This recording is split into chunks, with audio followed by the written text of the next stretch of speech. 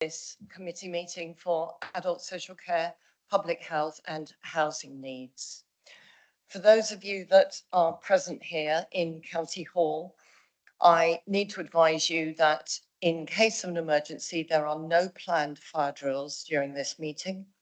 If you hear the fire alarm sound, please treat it as a real emergency and evacuate the building via the nearest safe escape route. The nearest escape route is via the stairs to your left as you leave the council chamber or the public gallery. Exit via the door at the back of the building and walk across the inner car park to the evacuation point, which is the pavement opposite the police station. The lifts can't be used in the event of an emergency.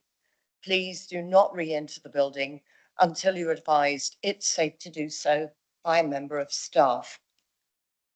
First item on the agenda is apologies and substitutions. I've been advised of apologies from Councillor Lever, Councillor Oliver and Councillor Sarah Redrup, and I'm delighted to welcome Councillor Blake, substituting for Councillor Oliver, and Councillor Lilly, substituting for Councillor Redrup. We now proceed to item 2 on the agenda, which is the minutes. Do any members have any corrections that they wish to put forward to the minutes of the meeting held on the 18th of December 2025? I can't see anyone indicating. Therefore, I will ask that we approve the minutes. Everyone in favour? Councillor Nicholson, are you in favour of approving the minutes? Okay. All right, we'll take that as approved. Okay, we now go on to declarations of interest. Are there any declarations of interest that members wish to declare on matters on the agenda, on tonight's agenda? Councillor Lilly. Because the voluntary sector is mentioned in some of the documentation, I'd like to declare that I'm a Isle of Wight representative on Isle of Wight Community Action, the trustee, and I'm also co-chair of the Isle of Wight Voluntary Sector Forum. Thank you, Councillor. I'm sure we've noted that. Thank you, Councillor Lilly. Okay, we move on to update on actions since the last meeting. We had some actions resulting from the domestic abuse strategy and implementation plan. I will actually read these out. The recommendations were that the forward to the strategy be updated and rewritten by the current Director of Public Health, the inclusion of a paragraph explaining the background and why the cover image had been chosen, and the inclusion of quotes from Paragon service users to place stronger emphasis on survivor voice and lived experience. And I am told that these actions were completed on the 9th of February, and the plan is currently with the designer for edits. So we move on to item 5, which is public question time. We have no one in the public gallery, and I understand we've not received any public questions. So moving on to members' question time. We've not received any written members' questions, but at this point, are there any members that wish to ask any questions that wouldn't naturally come up throughout the meeting? Okay. Moving on to item 7, which is our scrutiny item of this meeting on health inequalities. And am I right in thinking, Scott, you'd like to kick off with this? If you'd like to introduce yourself and present. Thank you, Scott.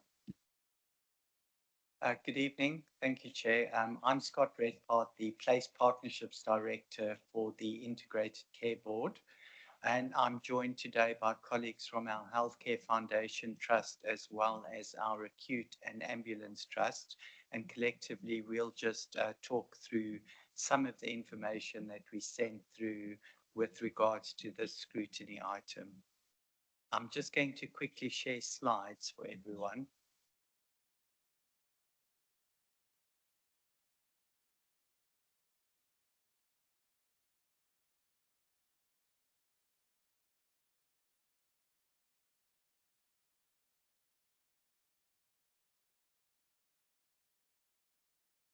Not sharing it.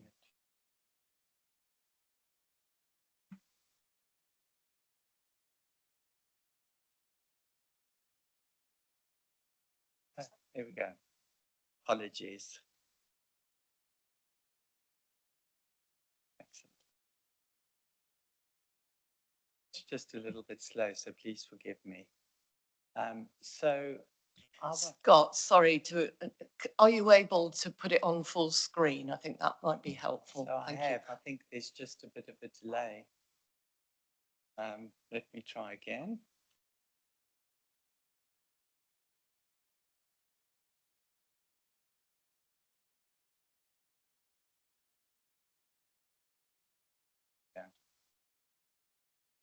So we'll do a bit of a tag team. I'm just going to talk through one or two slides from an overall population point of view and the new role of the ICB, or the new role of the ICB in the ICB blueprint. So if you look at the IC Integrated Care Board blueprint,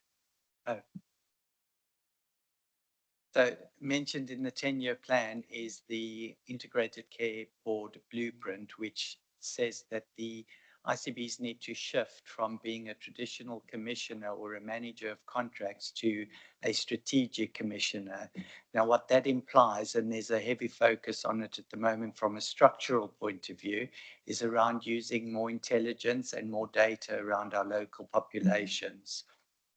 So through mechanisms such as the Health and Wellbeing Board and the Health and Care Partnership locally, working with partners such as public health, understanding the joint needs, joint strategic needs assessment alongside with the data we've got, and applying it to thinking in terms of things like deprivation, wider determinants of health, and things like rural and coastal demographics. We are now starting to understand what that means and how we would commission a little bit differently for specific populations. And some of our provider partners will talk around some of the areas regarding that today. I have changed the screen, so we'll just wait for it to come up, but I'll talk. We put together a little bit of an analysis on some of the areas that Scrutiny mentioned in the invitation to Scrutiny around areas such as ride and pan, sound down and braiding, starting to understand what sort of levels of disease presentation or long-term condition presentation we've got, how that overlaps with issues such as deprivation. And I think it's clear to be seen that the areas that the Scrutiny Committee highlighted as wanting to have a discussion around today definitely have a mixture of high levels of deprivation across multiple indices, such as, wider than just health, employment, crime, education levels. And it's most probably demonstrated most drastically in terms of the healthy life expectancies in those areas and how they differ to the wider Southeast area, as well as even the great difference within the Isle of Wight. So the gap between healthy life expectancy and overall life expectancy is quite variable on the island. So some of our work going forward as strategic commissioners with our partners will be around understanding that and solving for it from a commissioning point of view. And some of the partners today will talk about that as well.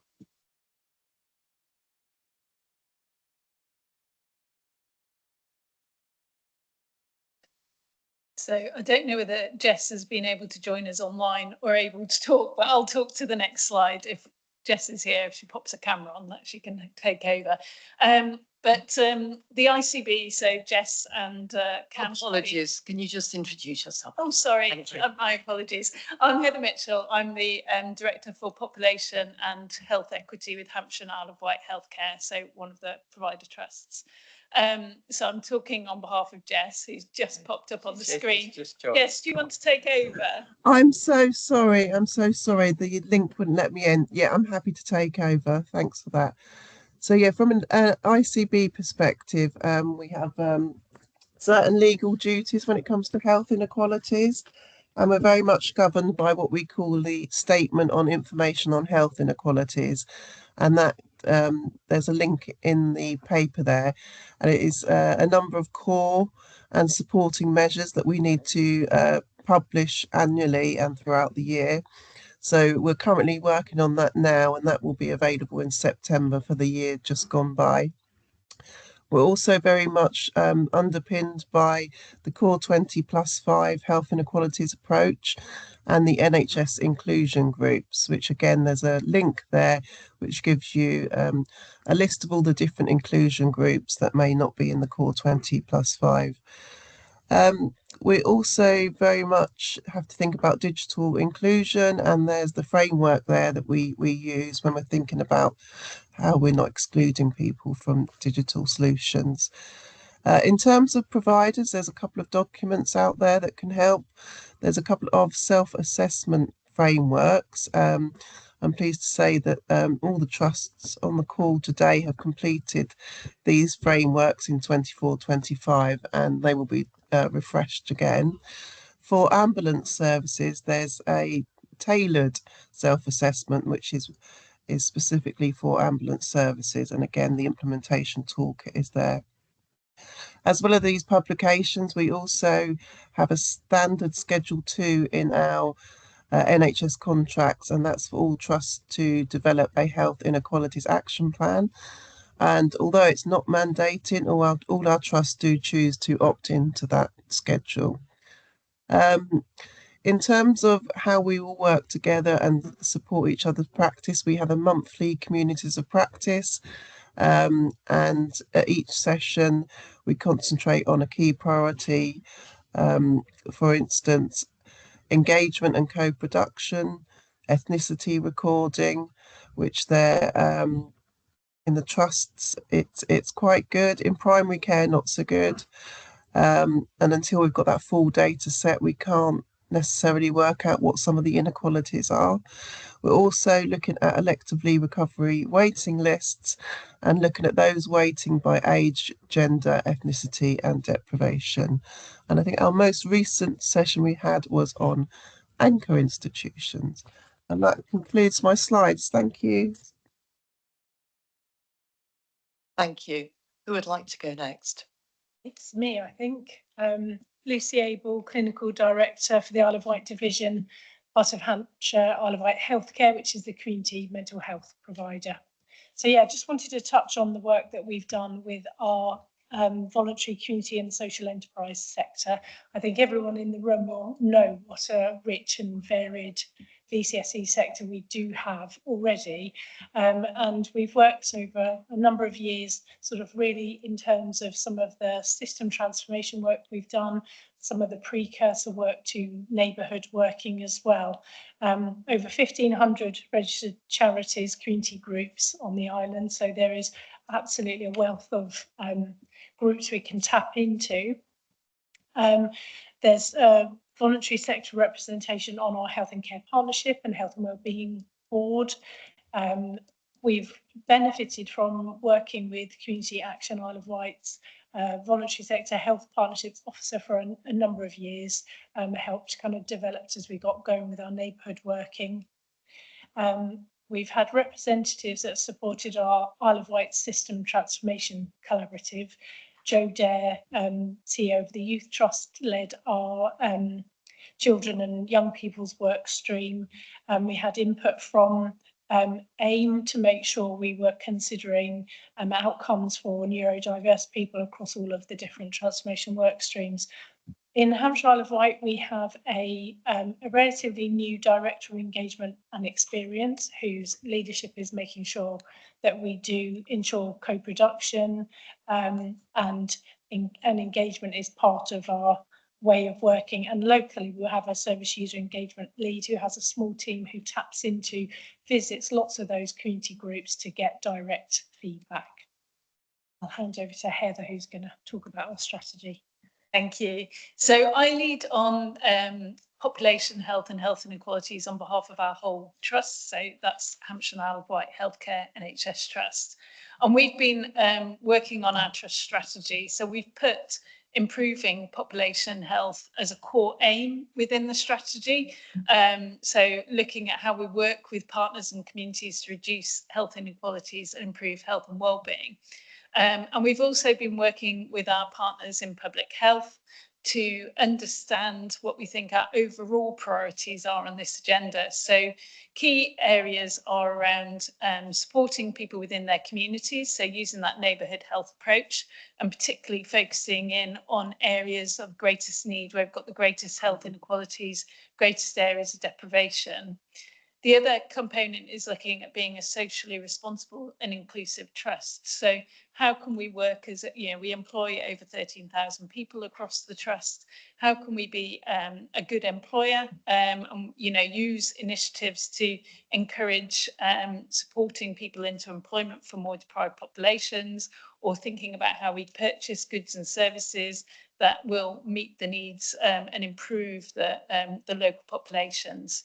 And we've chosen to focus on 3 major equity programmes across the trust. So those are looking at physical health with mental health, so recognising people particularly with serious mental illness, who are neurodivergent or who have learning disabilities that have a decreased life expectancy compared to the average population. And a lot of that is to do with management of physical health conditions. Looking at neurodivergent responsive care, there's much to do, I think, to improve how we respond to the needs of people who are neurodivergent and also people with learning disability. And the final area is looking at being an anti-racist trust. So we've got a responsibility as a mental health provider to make sure we're delivering under the requirements of the patient carer race equality framework. So Lucy's going to talk a little bit more about how we're using these priorities on the island. Just hoping our slide will come up. So we have got 5 health inequality priorities we're focusing on this year. The first one is Careers for Young People programme. That's a programme that's been running for a couple of years, but keeps going from strength to strength. It recognises our position as an anchor institute and supports young people to embark on careers in the NHS. So they come in to a pre-apprenticeship programme where they get to do lots of work experience, move on to apprenticeships and many on to paid employment. We'll start our 5th cohort this year, and it's been rolled out now to Portsmouth, who will start their 2nd. So that's really exciting. Physical health monitoring in mental health is really about making sure that we are supporting physical health screening, in particular for our inpatients, looking at smoking, blood pressure, and making sure we follow up on any things identified. We have a new physical health nurse who's just started in our 7 Acres inpatient unit, supporting that work. Neighbourhood working, touched on already, where we have system agreed health and wellbeing priorities, looking sort of big picture, how can we work together, targeted proactive care, and looking for us in our organisation about integrated neighbourhood teams, how we support people with clinical and social care close to home. Improving data capture and sharing is really kind of recognising that although we have access to huge amounts of data, it's quite new for us to use that data to make really targeted decisions about how we focus our care and our priorities. So our teams are beginning to interrogate their data, identify any gaps. We've got a workshop at the beginning of April where we're looking at that as a division and inviting some of our system partners to help us shift to a culture where we're using that data to make really good decisions. and rolling out capture of reasonable adjustments on system 1, which is our electronic patient record. So we capture all sorts of different pieces of information, any communication impairments, neurodiversity, preferences, and how people will be contacted, so that we can use that. And then Heather's already mentioned the race equality patient and carer framework. We're scoping what our priorities are for our patients and our staff. One thing we've worked on is working with the police for supporting us in our inpatient unit, targeting any abuse to patient and staff. I'm going to hand over to Victoria. Thanks. Hello, everyone. Victoria White. I'm Director of Ambulance for the Isle of Wight Ambulance Service, but I'm also here representing the St Mary's Hospital today.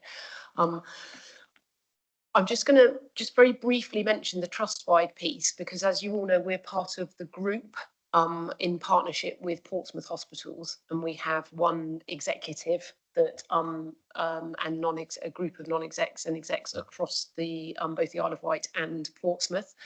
And so that's quite a new governance structure over the last couple of years. And health inequalities, we now have a health inequalities board across the group. The deputy medical director chairs that. We have a place-based co-chair or deputy chair, one for the island, one for Portsmouth, and I've been asked to chair that for the island in terms of our organisation. But that committee reports into our Trust Quality and Performance Committee, which is a subcommittee to the board, and it's making sure that all of those things that I popped into the slide are starting to take effect right across the trust from a governance perspective. I just wanted to really give a brief overview of some of the sort of practical examples of what we're trying to do across both St Mary's Hospital and in the ambulance service. So at St Mary's Hospital, we've embedded several quite practical changes to improving equity of access and safety. So, for example, we have strengthened our early warning and deterioration management processes so that patients showing sign of decline are picked up sooner whenever they present. And we've also improved the consistency of emergency care pathways across the hospital, including clearer escalation routes into the emergency department, our same-day emergency care, and then working in collaboration from an ED with the ambulance service on our cross-island transfers. So when you think around the, it's I put PPCI because I can hardly ever say it. It's our primary percutaneous coronary intervention. So for those patients who are having the worst form of heart attack, you need to know that you're going to move those patients as quickly as possible to somewhere where you can actually give them their treatment. And for us, that's going into a cardiac catheter lab in Portsmouth Hospital. We don't have a catheter lab on the island. You need to move them very quickly, and we developed that pathway with hover in order to move our patients as quickly as possible, because actually living on an island in itself presents a health inequality, and then you have all the subsets that sit within that around your deprivation, etc., etc. So, you know, when we think about the communities like Pan and Ryde, where you have higher rates of long-term conditions and emergency demand, obviously that does support and link into that. The Trust has been looking at, or the acute side of the Trust has been looking at their safer staffing reviews, and that is looking at how they have the right staffing levels on wards to support those patients that have more sort of complex needs as well. And we're on the next slide. So if I turn to the ambulance service, this is something that we've actually been working as an ambulance service on the island for well over 10 years at looking at our cardiac hotspots. So it's not something that's new to the service around health inequalities, but you know, we've been using the data that's been available to basically target and map out those out of hospital cardiac arrest hotspots, and that's how you determine where you want to put those, put your defibrillators. And for us, it's about then making sure that we've got equitable placement, and we do have more devices that have gone into areas such as Sandown and freshwater, where we know our survival rates have previously been lower. And we've introduced an additional 5 defibs on top of all of them. We've got about 450 on the whole island, but we've put another 5 in the last couple of years just in some of those areas.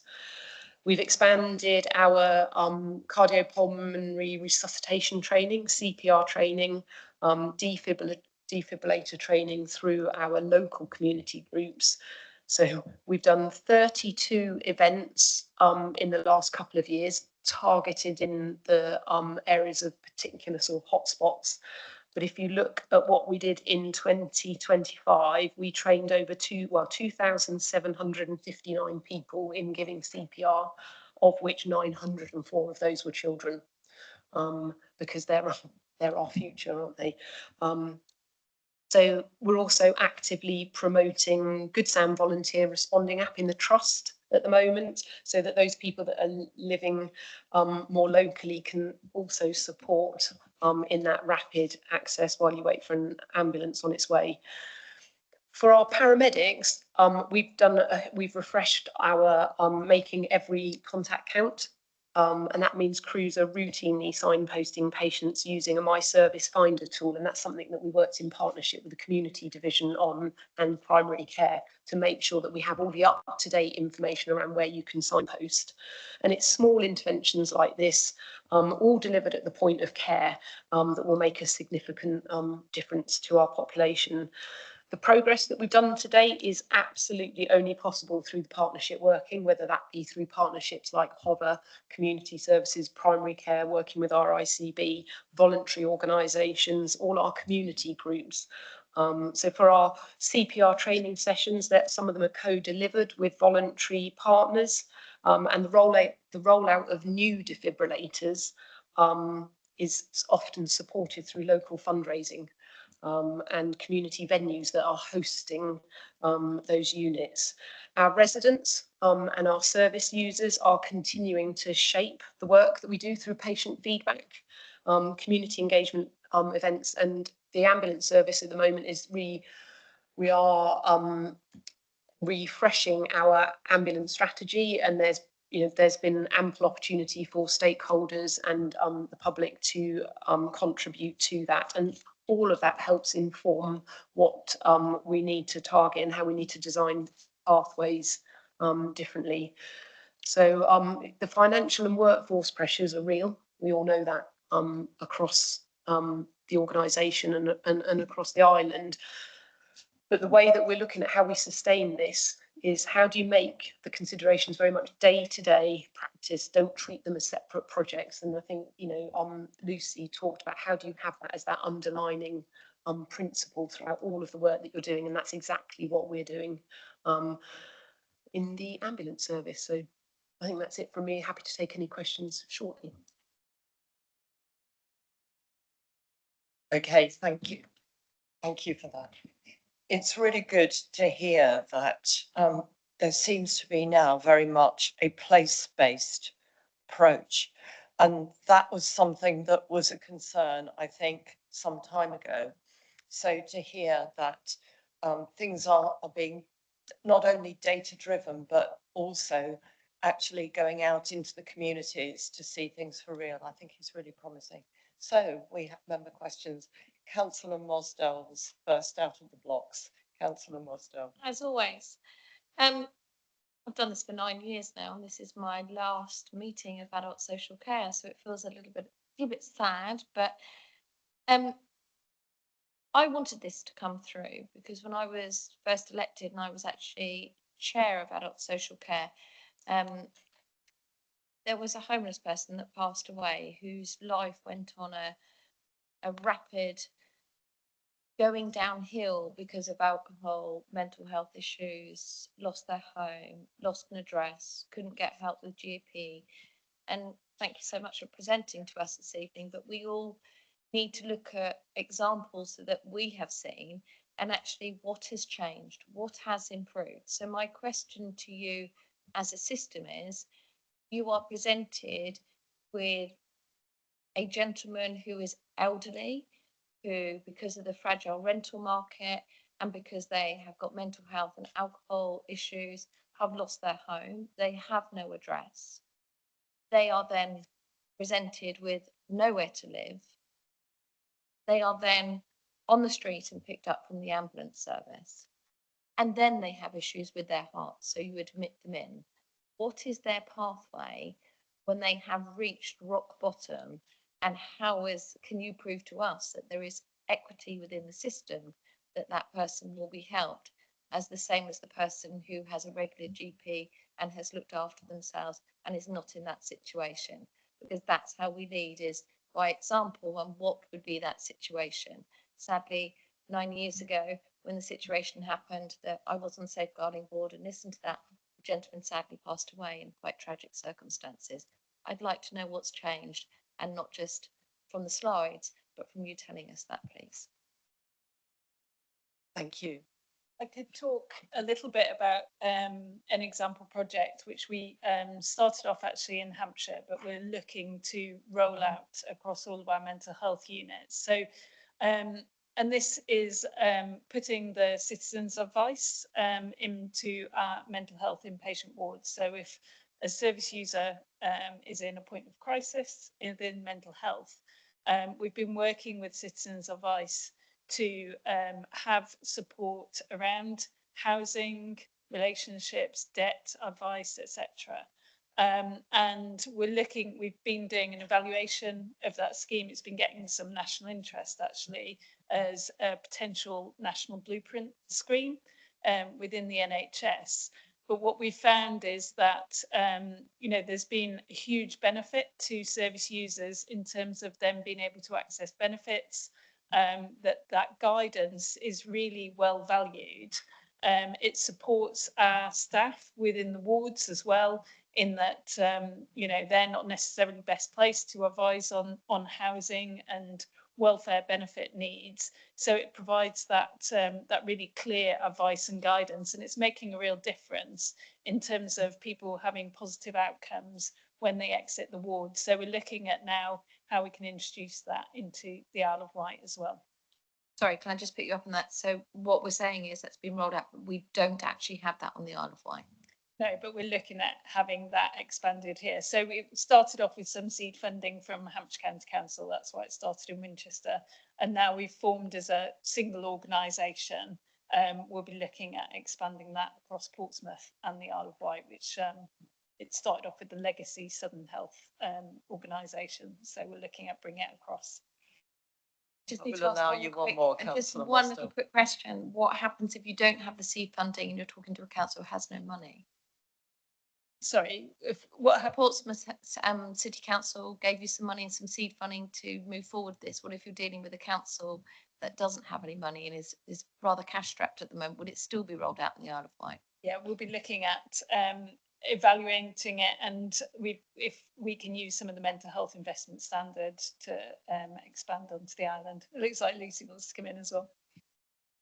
Yeah, I just want to explain there's a couple of different multidisciplinary meetings that take place. There's one between ambulance, ED staff, mental health and our community services that pick up people that come in through emergency services and present as more complex, or that use quite a lot of ambulance services phoning every day, that kind of thing, to try and put in place more proactive care plans for those people.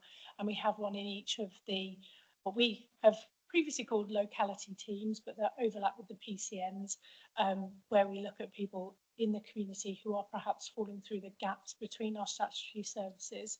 And we've done some work with inclusion on our community mental health service. So we have one of our mental health practitioners does a drop-in every 1 day a week at inclusion, and can take people through from that service straight into a community mental health team if that's appropriate. So there's just a couple of bits where we're trying to link up and sort of cover some of the gaps and link the services. And then we received funding along with the mental health division I'm just trying to think in that time frame that you were talking about, what has changed in the last 9 years. And I think I'm trying to remember, it was probably around about COVID, so we're talking about 5 years ago, and that was to introduce a mental health rapid response vehicle. And so there's a mental health practitioner and a paramedic that work on a late shift, and that was the data that was used to drive, actually, you've been given this funding, where does it best, in terms of the times of the day. So that's 7 days a week, and that the joint working together is to go, obviously, if a call comes through 999, which is the sort of example that you were giving, that's one route, and I get that. But if we take a call through the 999 service, and it obviously goes through the triage, if we would send out, if it was appropriate, that mental health practitioner, because the paramedic will be looking to see, is there a physical issue that I need to fix on a physical side, because that's their job, and then the mental health practitioner will be, and they will kind of be working together around what they need to do for that patient, and that feeds into that safeguarding process. And what we've seen in the ambulance service, we've done a lot of training with staff over the last, I've been here 7, nearly 8 years, done a lot of training with the ambulance crews around safeguarding and making sure that they're looking holistically when they're going and they're reaching out, so that you can route patients through in that safeguarding, and then some of that goes into those MDT. So I've been here for about 8 years, and I can only talk about what we put in place there. But I think if there was a patient who rang, or a bystander of somebody who rang 999, and the ambulance crew went out, whether it was a homeless or not homeless person, if there were safeguarding concerns around that, I feel confident that there would be a route that patient would be referred through in terms of that multidisciplinary discussion. It can be frustrating how long sometimes the discussions can take to make some of the decisions, and we've had to pull in support of police, mental health, the coroner, to help support how some of the cases move forward. Thank you. Councillor Jarman, please. So first of all, it's great to see so many of our partner organisations here this evening, which is very, very useful. The topic of financing is likely to come up on a number of issues, and I make no excuse for that. You're probably aware of the crisis that we face as a council. It's been much in the media, and we have good representation being made by the council and by both of our MPs to try and improve that situation with government. I'd be very interested to hear from each of our partner organisations what you've been able to do with your own lobbying to government to secure us additional funds.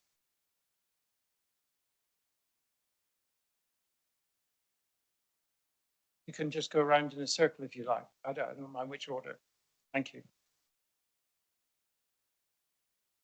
From an ICB point of view, I think we are just as disappointed as what our local council is in terms of recognition of the island and its unique challenges. So the knock we've taken on the island from a council point of view around the fairer funding model is very similar to the funding we get nationally from a healthcare point of view, so the overall funding. That being said, what's changing, and I mentioned it a little bit earlier from an ICB point of view, is we will always have to deal with what's funded nationally. So GPs are funded nationally, pharmacies are funded nationally, but there is a certain amount of funding that comes through annually every year that our integrated care boards have discretion on. And the view is that that's the money we should be using more widely to understand our local population. So if you think about community nursing and community provision to be caring for people out in community, there is a set of guidelines saying these are the minimum standards that you should have. You should have a urgent community response. You should have X, Y, and Z. Our job collectively as partners is to think about where we're spending that money, and what can we do? What does our population need above and beyond? I think, and so that's from an entire ICB point of view. I think from an island point of view, we're all advocating in terms of understanding the uniqueness of the island and its challenges. But unfortunately, from a central point of view, with the merger of NHS England and the Department of Health and Social Care, our deal is very similar to the deal that the council has been offered. But we do continue to lobby for recognition. Was specifically related to what lobbying you've done on behalf of the Isle of Wight Council increase in budget. So that, you know, adult social care is a very large percentage of our expenditure. So it was to find out, you know, we've been given letters from our MPs that they've sent lobbying on our behalf. And of course, internally, we've sent many ourselves. I know that other groups on the island have sent representations to ministers seeking additional funds for the Isle of Wight Council. And it was to find out what each of you as partner organisations of ours have sent. And if we can get copies of those lobbying letters, that would be very useful. So I don't think you're asking the right person, but I'm absolutely happy to take that back, because as the director of the ambulance service, I wouldn't be directly lobbying into government. I would be raising that directly. We have a structure, you know, we have a command and control structure within our organisation, and we have a chief executive and we have a chief officer and we have the finance directors and things like that. So I lobby to NHS England in a national forum about obviously the ambulance service, to try to make sure that we are recognised as an ambulance service, along with all of the complexities of running an ambulance service on an island where you have to move patients off the island. We absolutely do that directly. And I know that, but I can't answer for Joe Smith and Penny around what they've been doing on behalf of council in terms of the adult social care. I can take the question back, and I'm happy that we feed that back to you. But in all honesty, I was coming here to present to you on the health inequalities, but I can take that back. Thank you for that. I think in I terms want to be of honest. the offer from Scott, we'll take that forward as a recommendation, Yes. if we may. Thank you, Councillor John. Did you have supplementary? Do. So I've got quite a few questions, but I don't want to hog the floor, Chair, so I'll go with you as you spread them out. We've heard a great deal about data this evening, which is useful because I like data, and lots of it on the screen. We've had a couple of instances very recently in the last couple of weeks where the data which was being used by the Isle of Wight Council has been revised. A particular area of that was in children and education, where a revision came out which appeared to increase the number of school children on the island by just over 1,000 from one update a couple of weeks before to another one. And that was because a different data set is now being used apparently to count the number of school children we've got. Pardon me for interrupting, And so- Councillor John. Can we have your question, please? Yeah, so the question is, the data that you're using, is it all available on the Power BI system, which we have access to? And if not, when will it be available on the Power BI system? And then the corollary of that would be to our own internal people to make sure that the data that all of our partner organisations is using is the same as the data set that we're using internally within the council. Thank you. Who's that question to, Councillor John? Partner organisations regarding the uploading of all the data which they're talking about to Power BI, and then to our own internal officers to make sure that we have collaboration on the consistency of that data. You'd like to take that first? Thank you, Dr. Yeah, Mitchell. so I'm assuming when you're referring to your Power BI system, you're probably talking about the council's Power BI system, no? Through the JSNA. Oh, through the JSNA. Okay. So we use the JSNA data to have a look at the wider social determinants, and we have access to that information, and we work very closely with Kate and other colleagues to make sure that we can interpret and use that data for the island. In terms of us uploading our health data, that goes through into, we've got a population health management tool that we use across a system, and that has primary care, acute data, etc. So it would be data that looks at our access data, experience data, outcome data as it's available within our systems. And we can't directly link those two data sets, but we do work behind the scenes to have a look at health inequalities through the lens of people accessing our services, and also looking at the wider system social determinants. So I hope that answers the question, but the data is visible to all parties. Okay, I think we'll move on now. Councillor Nicholson, please. Thank you, Chairman. I've got a couple of questions. One's a very quick one, and it's to do with inequalities, and there's something been on the agenda for many years now, as far as I can remember, and that's a very simple matter of patients receiving large type. We have a gentleman who's been lobbying us for years, and we still have that. He still gets his appointments in small type. It just seems, if you can't get something as simple as that right, then these aspirational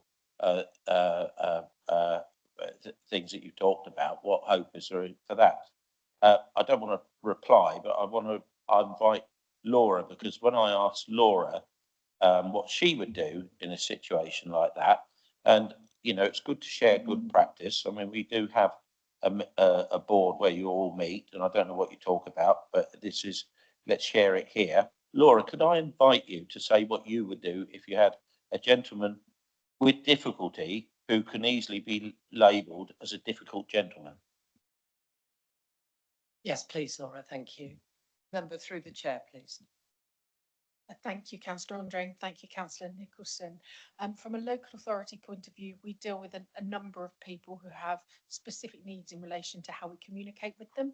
We found as a local authority it can be quite challenging to ensure that on every occasion, every person who interacts with them has the same information available to them as to the best routes of communication. We also know where they approach different services or different team members, or we see a change in personnel. That adds further difficulty in terms of maintaining those communication routes. What we've done on several occasions now is work with the person to identify a single point of contact for them. Because all of their communication goes through that single point of contact, either into the local authority or out of the local authority, that person knows what the needs are in relation to that communication and is able to ensure that on every occasion the needs of that individual are met. It hasn't created an additional workload for us. It simply funnels the same volume of activity through one person.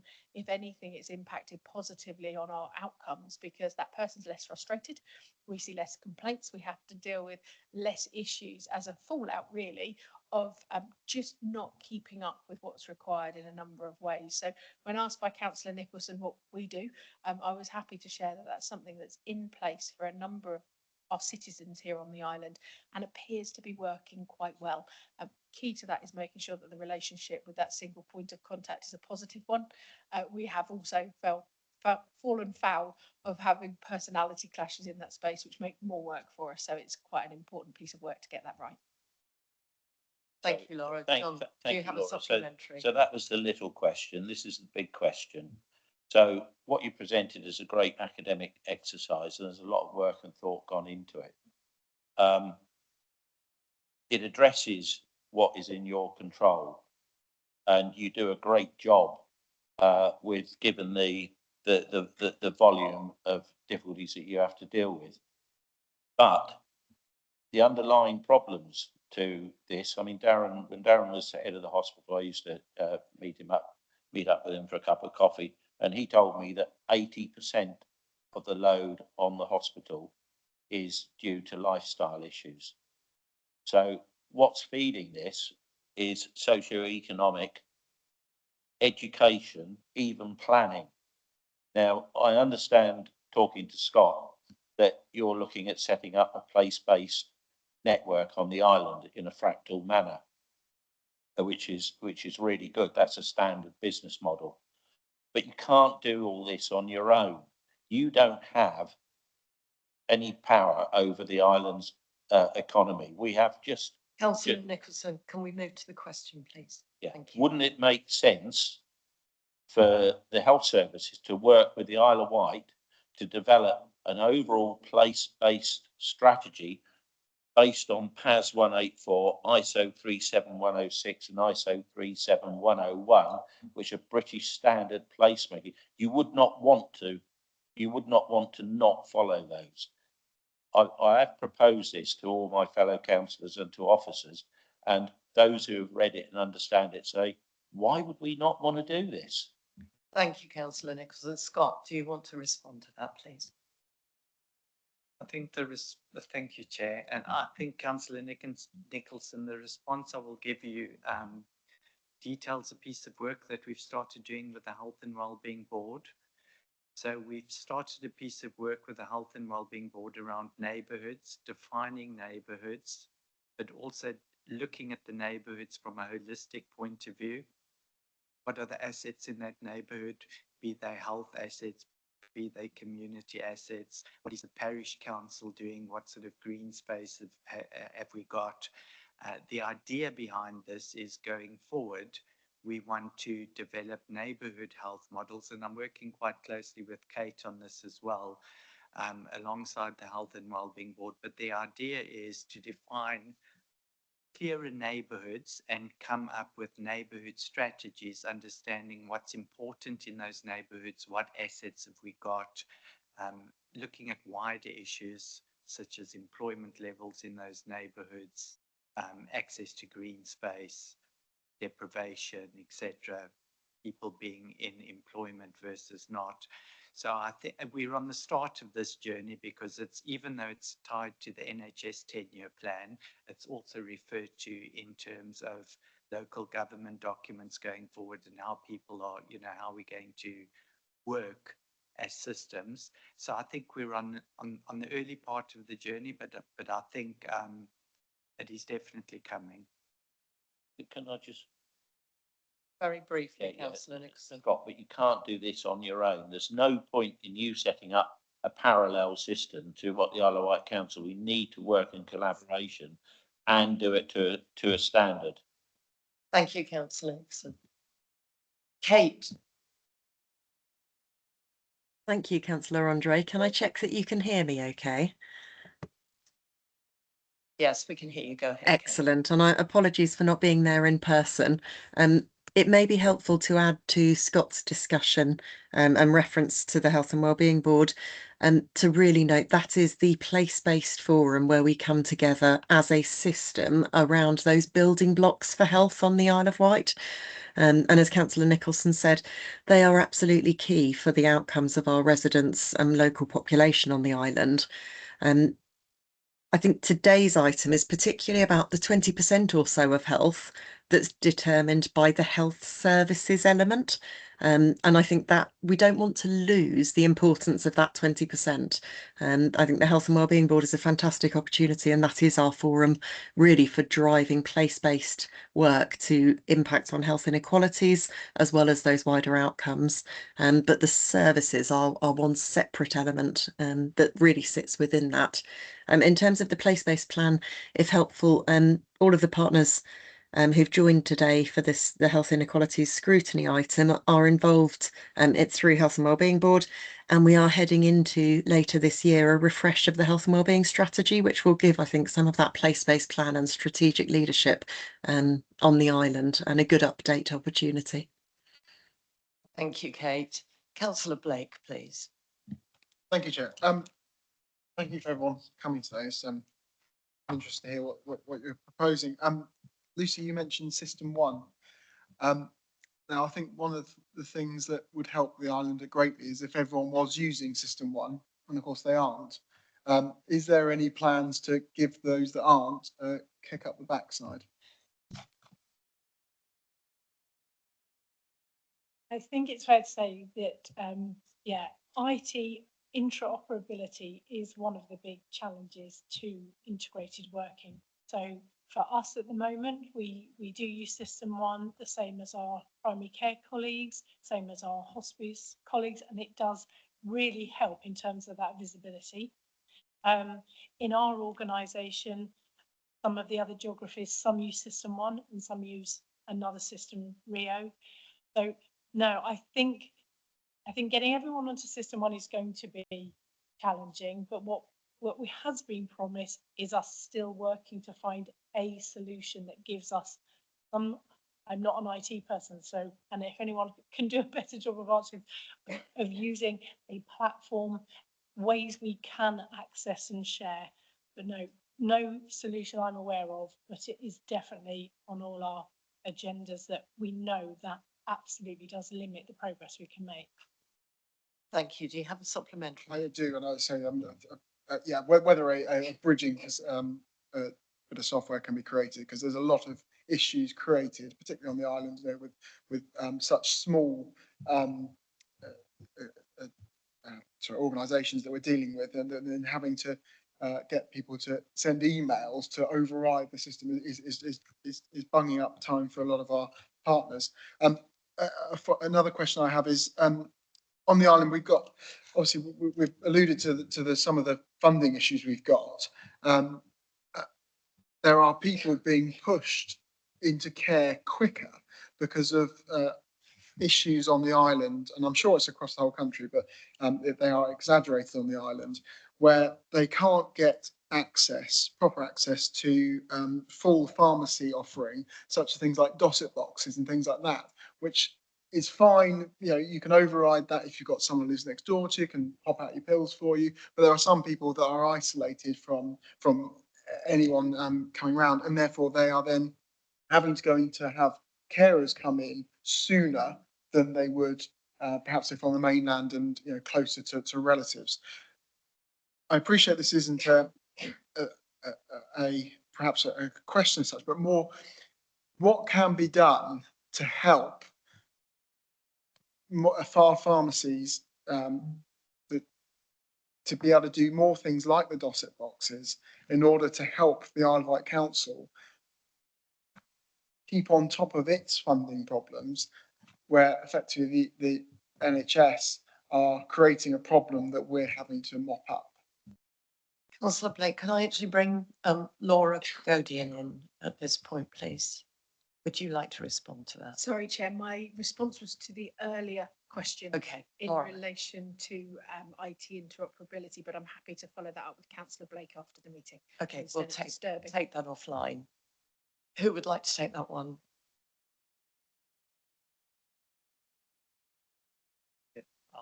Thank you, Scott. So, I think what I will commit to do in terms of this is have a discussion with James Roach, which this committee is familiar with because he is our primary care, head of primary care for the Integrated Care Board, and he's involved in commissioning all of our pharmacy services as well. I do know that it is a nationwide problem because pharmacies, like many other healthcare providers, have had to find ways to cut costs, and quite often doing the blister packing for patients ends up being more costly than what it would be just issuing it in a box. So I think most of our pharmacies are taking those decisions from a financial point of view. I know there are certain pharmacy chains in South Africa that are still doing it at a cost to patients. But I think what I can commit to doing is having our pharmacy commissioners understand how many people we had on this on the island, how much of that is being changed, so that we can see how big the problem is. So it's the first time that I've heard this raised as an issue, but I'll take it away and understand it a bit better and come back to the committee. Thank you, Scott. If I can just clarify that point, I mean, it's one of those things on the island that needs to be taken into account in our remoteness. It's very hard to put that across in an eloquent fashion, to the point, you know, where you've got people on the islands that, you know, their relatives might only be in Hampshire, but they might as well not be in this country even, where, for instance, if someone was in Portsmouth, they could have a relative come down from Oxfordshire, you know, very quickly, in a short time to look after them once or twice a week and keep them out of the care. But obviously on the island we have this isolation factor, and it's silly little things like members of our public not being able to get a thing like a Dosset box all of a sudden pushes them into the care sector. Okay, so where we're looking for, you know, little thing, it seems to be an inefficiency that all of a sudden costs a huge amount to the public purse, and where it may not be an ICB cost, it comes out like council cost, it is still a public cost that could be avoided, in my opinion. Chair, if I may, this is actually an issue with pharmacies that I have been working closely with Joe Robertson, our MP, who actually sits on the government pharmacy all-party parliamentary working group. So can I make a suggestion that as chair, I write to Joe Robertson and raise this issue and ask him to raise it within that group? Because I think it's something that actually we're hearing that it's not just a problem here, it's a problem nationwide. So I think it's something that we could actually ask Joe to stress for us. Thank you. Joe. Thank you, sorry. On the question of pharmacies, a local pharmacy has advertised today that they can offer blister packs. So it might be worth contacting them. I think there's some pharmacies doing it, particularly the ones that seem to attach to doctor surgeries. They seem to be quite keen to do it, because if they don't, they're obviously directly dealing with the consequences themselves. But obviously the independent ones, and it's a cost pressure, and it's a luxury. I get that entirely, but obviously not everyone can access a dotted box cross island. So we're talking about healthcare inequality. It's a bit of a mini postcode lottery on the island. So yeah. Thank you, Councillor Blake. Councillor Lilly, you've been very patient. Thank you, Councillor Lilly. I have two questions specifically. From the report, I think it's important to highlight, you say nearly 2/3 of the island's registered population live with at least one long-term condition. That's quite significant, isn't it? I mean, that's huge. And I think if you take in some of the issues that have been raised by my other colleagues here, right, we do need to be flagging that up. But you also talk about the voluntary sector and how important that is. And I do flag up, if it wasn't for the voluntary sector during COVID, delivering things and descriptions and things and whatever, we would have collapsed as an island. And it was extremely important. But the voluntary sector is on its knees. And with the various hard financial things that are happening through NHS and through the council, it's a bit like, you know, the dog, can we have the your dog, question, not please? the cat, etc. So my question is, how is the public sector, how is the NHS going to make sure that our voluntary sector partners survive? Because if they don't, there'll be a lot more people coming into the statutory services. Thank you, Councillor Lilly. Who wants to take that challenge? Scott, thank you. So the Integrated Care Board does have a voluntary sector strategy alongside the 10-year plan and its new role as an integrated commissioner. And it's going to come to fruition with the neighbourhood work. Now, we were expecting neighbourhood guidance to be released by NHS and Department of Health and Social Care nationally by now. We've since heard that it's likely to be delayed to 2027, 2028, because the Department of Health and Social Care has decided to consult more widely with the public on it. But the model behind neighbourhood working is that more commissioning happens locally, and that it involves actually commissioning the voluntary sector for certain parts of the pathway. It's something that the ICB is keen to implement. We've got varied levels of commissioning directly with the voluntary sector across the ICS. We recognise the value that the voluntary sector adds, and one of our key strategies will be to ensure that we involve voluntary sector partners in neighbourhood working, not only from a designing the pathway point of view, but doing more local commissioning with our voluntary partners. Can I go to and your second question, Councillor Lilly? Is to the ambulance service, right? Many years ago, one of the big areas, obviously, of the ambulance is actually experiencing people that are attempting suicide, have suicide ideation, self-harming, right? And I know that's quite a big percentage of the people that you administer go to. And there was very good data from the ambulance service on those attempts, which was actually broken down into areas. So you could actually see what was happening in Brading, what was happening in the areas. And then suddenly that data has disappeared. It doesn't seem to be available. Is it possible, my question is, to work with public health and get that data back? We have obviously the sad data of actual suicides that come through the coroners, but they're often dated over a long period of time. But actually having the data of the attempts of that, which was coming out of the ambulance service, had great effects. And I just think, why did that data disappear? And why can't we do? Because it actually gives a lot of information about inequalities, because it actually says where people are anxious and anxieties and things. And it was very useful. So my question is, can you get that data back? So, do you remember the time period that you're talking about when you were receiving the data? Just before COVID.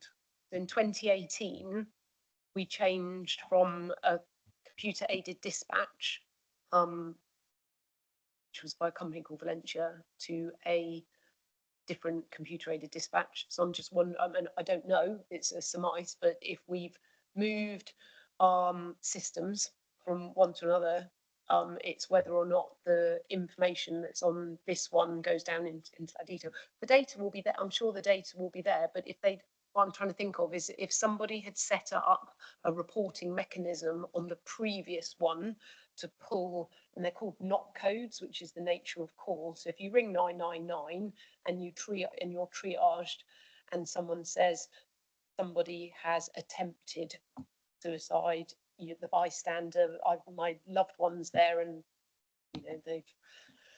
they're in the bath or something like that, it will go through that pathways, and you end up with a nature of call, which helps you categorize the call in terms of what you have to send, what resource that you're sending. So the data will be on there, but I just wonder whether if someone had set up a sort of a specific report to feed that in, it's just whether that's missed in terms of different staff being not in post or something like that now. So we can certainly work. I can liaise with our business intelligence team to see if they can pull that data, but who would they have been feeding it to? Who would that data have been going to? Can I just, thank you for that. Can I just bring in Kate, the Public Health Director? Thanks, Kate. Thank you, Councillor Andre. And actually, in turn, unfortunately, I'm not there because of pre-booked leave today, but I do have fantastic team members in the room. I wonder if Nicola Dennis, consultant in public health, might like to add something in relation to the mental health data and particularly the suicide prevention work. Nicola. Thank you, Kate. I think Nicola's itching to come in. Go for it, Nicola. Thank you very much. It'd be great to work together. I can put you in touch with my data lead and we can look to set up a data sharing agreement and look to see how we can get that data, because it absolutely would be fantastic to do that. We're also, for your information, we're looking to do a suicide audit this year. Is something that we're really keen to do with the coroner. So we're currently putting in place plans to move that forward, because we recognise that we don't have the data for the last few years, and we would really like to ensure that we do that work and get that done early this year if we can. Thank you. Lucy. Sorry, almost moving on. I was just going to say it'd be really good to link in with that. We're pulling some data. We have a brilliant data analyst who's looking at the moment at some of our mental health data with our Associate Director of Ops for Mental Health, and we can link it into the work we're planning to do with neighbourhoods. So yeah, it'd be really good, because it'd be fantastic to see that level. Your mental health practitioners will already be teed in, because there'll be a percentage of patients potentially where they're going together. Yes. So that's already, that piece of work's already happening. Thank you very much, everyone. Jo, just quickly, Jo. Thank you. I'll try and make it brief. I just wanted to say that data is one part of the picture and it's only half of the picture, and it's really important that you get feedback from people about services, because if you just look at data, it won't show you the whole picture. Data will show you that so many people have seen someone at their GP practice. It will tell you how many people didn't attend, but it won't tell you why they didn't attend, and it won't tell you the number of people that couldn't get an appointment. So just to make that point. Another point, I'd be interested in the work you're doing around a cultural shift, particularly the trusts. We talked about health inequalities, and part of that is down to where people live, socio-economic background, their lifestyle, academic achievements, but some of it is to do with the assumptions and prejudices of staff. And we know the NHS staff are amazing, they are hardworking, but they're under pressure and they have to make quick decisions. And that could mean they make assumptions based on someone's alcohol intake. And it's really important that we have a trauma-informed approach. And the other brief question is, we've had lots of feedback, and it's been in the media, about people not getting appointment letters in the post, or they're arriving after the appointments. And bearing in mind that most people that get appointment letters are those that can't access online services. I just wondered what you were doing about people that aren't receiving appointment letters on time. Thank you.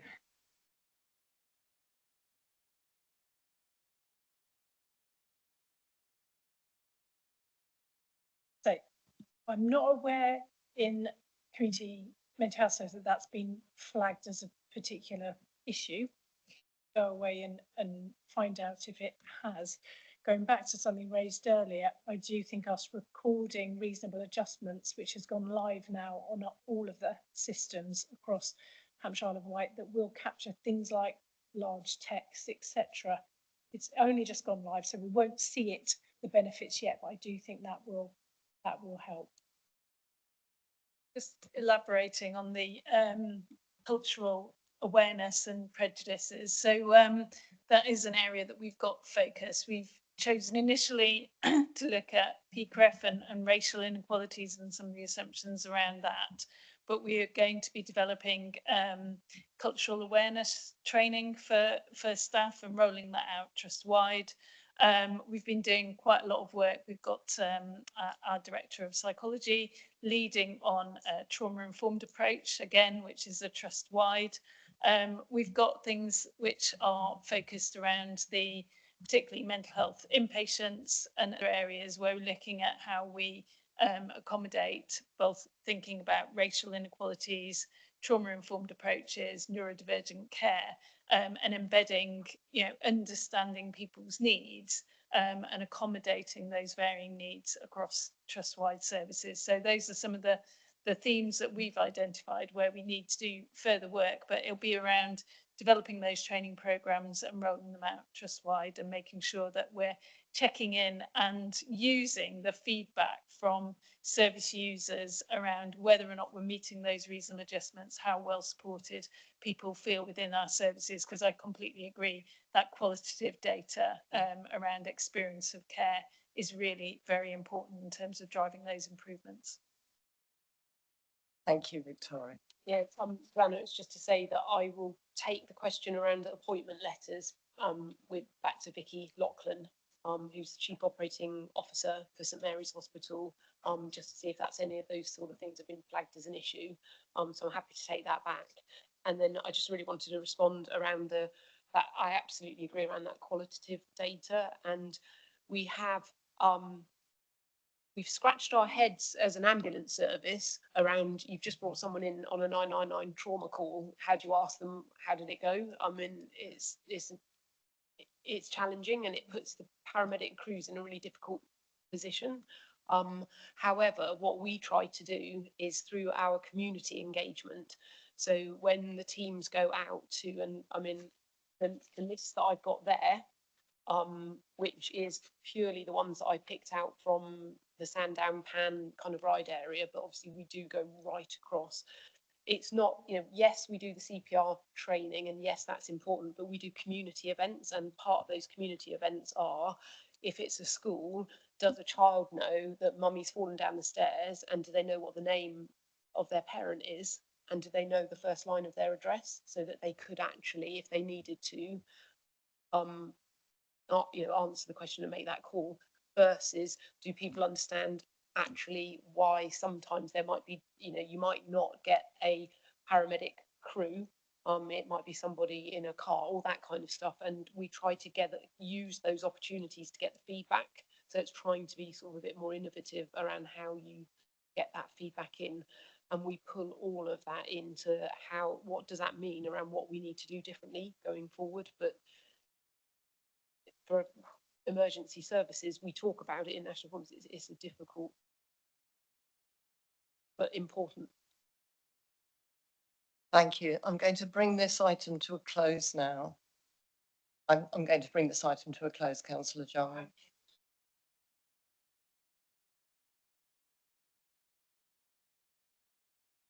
Digital inclusion was mentioned in the presentation. Very briefly, Councillor Jarman. So the question is to Scott, when will St Mary's and Portsmouth and Southampton's referral hospitals be fully integrated with the NHS app? Because at the moment, it's impossible to get data, results and messaging to those hospitals. In fact, Portsmouth say they don't use the NHS app at all and refuse to give out email addresses, referring people to a link which they send by mobile to fill in an online form for an inquiry with a reply 8 days later. Thank you. Is that something, Scott, that you want to take away and come back to us? Thank you. Thank you. And I really will draw this item to a close now. Thank you so much to all our partners for giving up your time. As a committee, we are asked to note the report, and I think we have two recommendations to take away from this. One, Scott is going to provide us with the lobbying information. And the second one is that as chair, I'm going to write to Joe Robertson regarding the issues with pharmacies and the inequality, I think is the appropriate word there, amongst pharmacies on the island. You're very welcome to stay, but I do understand you are all busy people. So if you wanted to leave now, that would be fine. Thank you.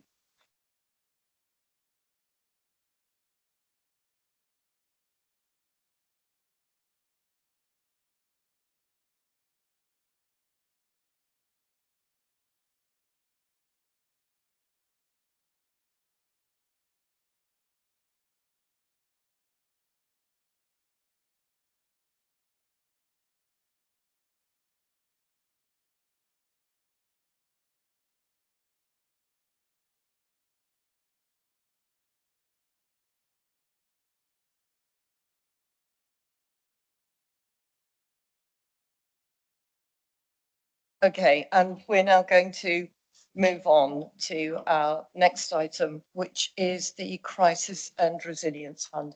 And over to you, Laura.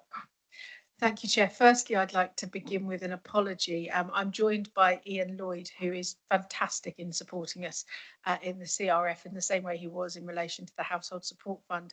Ian did confirm prior to the meeting today that he has an important engagement. He needs to leave at 6:30 this evening at the very latest.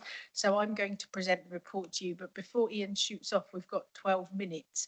So I don't propose to present a very long report, to give you the opportunity to ask any questions you may have of Ian and I, and I'm happy to follow up with more information once Ian leaves us. So suffice it to say, councillors, you have been provided with an informal briefing in relation to the Community Resilience Fund. The report, I believe, is comprehensive and provides you with the most up-to-date information. There's one further addition to make, and that's in relation to the confirmed allocation for the Isle of Wight. The report makes reference for a £2.2 million allocation. Our indication wasn't too far off.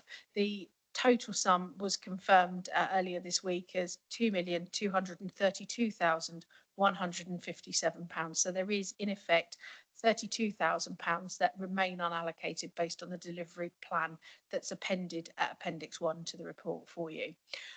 The recommendations are outlined on the first page of the report, and I will stop there and move to any questions you may have while we still have Ian with us.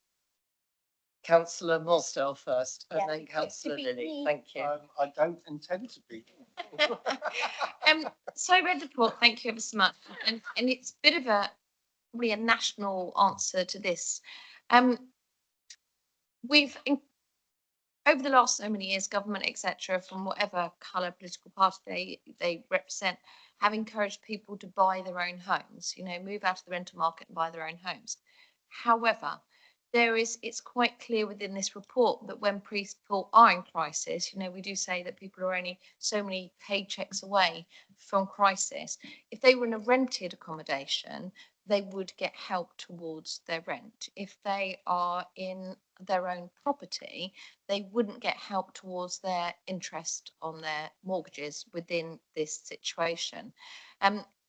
That seems quite bizarre to me, because actually if they lose their home, then they're knocking on our door and we're having to help them go into rented accommodation. Is there anything we can do about that? Because that just doesn't sit right with me, that we've encouraged people, you know, to buy properties, etc. I'm not expecting anyone to pay the, you know, the capital of their mortgages, but why are we not helping them in a situation when they could lose their home, so we don't have to step in afterwards? Who wants to take that, Laura? I'll leap in if I may. The parameters of the Community Resilience Fund are set nationally. The local authorities' responsibility is to implement those national schemes, and unfortunately we don't have discretion in relation to moving away. I am aware that through our housing team, we have in the past made available support for people who own their own property to prevent them from losing their home and needing to move on to less stable accommodations. And that support remains something that's explored with people if they present to the housing team in a situation where the ability to maintain a roof over their head is a flagged issue. You have a supplementary. Only that I think sometimes if it's a national problem, then we need to revert back up the chain, and, you know, maybe take our 2 MPs that we have now to take up that mantle and say that, you know, it has been raised, and, you know, it cannot help our rental already difficult situation if people are losing their homes, when we could help them prevent that. Thank you. I'd just like to say, while Ian Lloyd is still here, that I'd like to thank the team involved in Community Resilience Fund. They were given an extremely tight timetable. A huge amount of work has gone into this. I've attended all 3 workshops, very, very much a co-production piece. And I would just like that minuted my absolute thanks to them for not only working at pace, but actually producing such a good paper under the time constraints given. So I'd just like to say that. Councillor Lilly. Yes, I have 2 questions. The first one, and thank you for the briefing previously. Recently I was watching The Bank of Dave. People, obviously, this really helps people financially, you know, manage things inside. But actually people need access to money. We haven't got a credit union on the island. There's a thing called Boom Credit that apparently, I think through the unions or side. Is there sort of flexibility within this to empower local residents to perhaps set up a credit union, or to actually look at that? Because those forms where you've had those in other parts of the country, and things and community initiatives like the Bank of Dave have actually really seriously helped people to actually get into the habit of savings and side. Because when you're at that level, you can't get a bank account if you're, you know, in real financial difficulty. So a Bank of Dave question. I wonder, Chair, if I may take that away. I'm not a financial advisor, and the FCA have very clear regulations and requirements in relation to the lending of money. I'd need to take some expert advice in relation to the potential there. What I'll do, if it's okay with you, Chair, is take that away. We'll work up a written response and provide that to all members of the committee. I beg a little time to do so because I suspect it's not as straightforward an answer as we would like it to be. Thank you, Laura. Do you have a supplementary? I have it. Yes, there was a lot of work many years ago about credit unions on the island, so there has been some. My second question is, you don't have to go into the details about the IAG service and the thing, don't expect that. But I have seen that there's going to be an in-house service, and it says in the initiative that there would be perhaps an in-house working with the voluntary sector and the community. Can you explain that, how that would sort of pan out, really? And we are talking in context of the Crisis Resilience Fund, just to be clear. Yeah. So, as mentioned in this, yeah. So in relation to information, advice and guidance, it's probably appropriate for me to provide a fuller update to the committee at this point in time. The information isn't confidential and is in the public domain. The local authority recently went out to tender for an information, advice and governance contract. We've had one in place for a significant number of years with very little change. As part of that process, we sought to scope up inclusion of the responsibilities we now have under the Community Resilience Fund as best as we knew they were likely to be. The guidance in relation to the Community Resilience Fund was only received on the 13th of January, and it was at that point in time the obligations that places on the local authority became clear. We needed at that point in time to reflect on what we were seeking to procure and whether that would enable us to discharge all of our duties. And after a thorough review and engagement with our procurement colleagues, we weren't in a position to continue with the tender. The tender was abandoned, and given the time constraints we're working within, this service, the Community Resilience Fund, needs to be live by the 1st of April. We're not in a position to retender the service on a amended specification that would meet all of the needs of our community and the local authority's duties. For that reason, the decision was taken to bring in-house the advice, information and guidance elements that were previously outsourced to ensure that they align fully with the requirements under the CRF. What that looks like, we're scoping up, as I'm sure you can imagine, at great speed. Our intention is to have a live information, advice and guidance service at the same time the CRF goes live from the 1st of April. We're very realistic, as we have been and as was shared through all of the workshops. This is a 3-year programme of work for CRF. So we will not be going live with something that's perfect straight away, but what we will be going live with is something that meets the needs of our residents and supports them to access the information, advice and guidance that they may need in a situation of financial shock or to support their resilience. So we're working at pace. From a month ago when we got the guidance to 6 weeks time when everything's got to be live, there is an awful lot of activity that needs to be undertaken. For the local authority at this point in time, having absolute control over the team who are able to deliver that is a really crucial factor.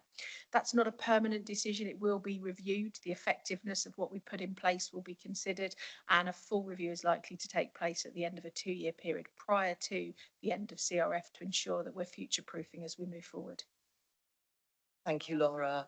Supplementary question. Just quickly, and then I'll move to Councillor. Is the household support fund was quite complex for people. Are you going to simplify the way people apply, right? From an improvement, from learning from that. Thank you. Who would Makes like sense to take that? Laura. Oh goodness, I hope so.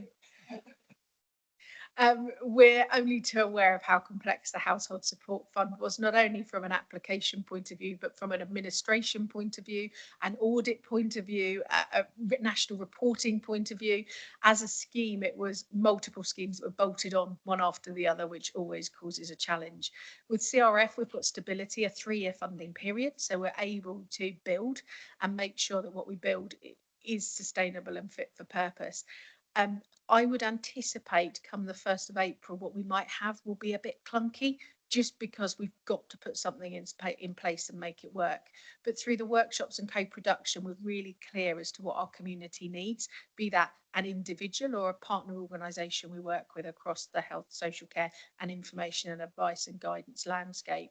So there is the opportunity to really simplify things, to make sure that messaging is clear, but also to ensure that there's no wrong door for people. People don't get passed around or lost in the way in which we interact with them. And our commitment is to do the very best we can in that space for local residents.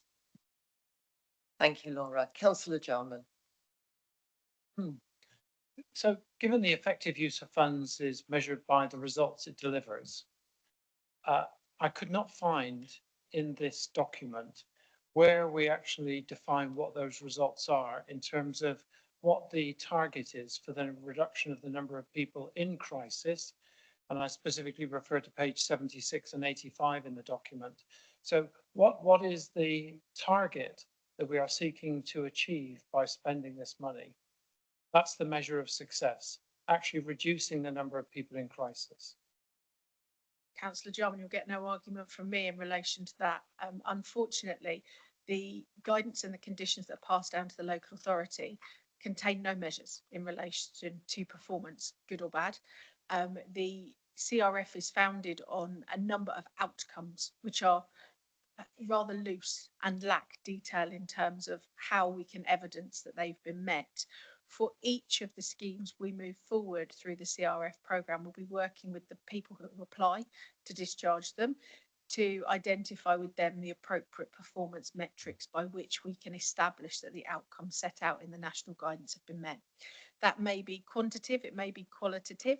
In adult social care, I talk a lot about outcomes for people.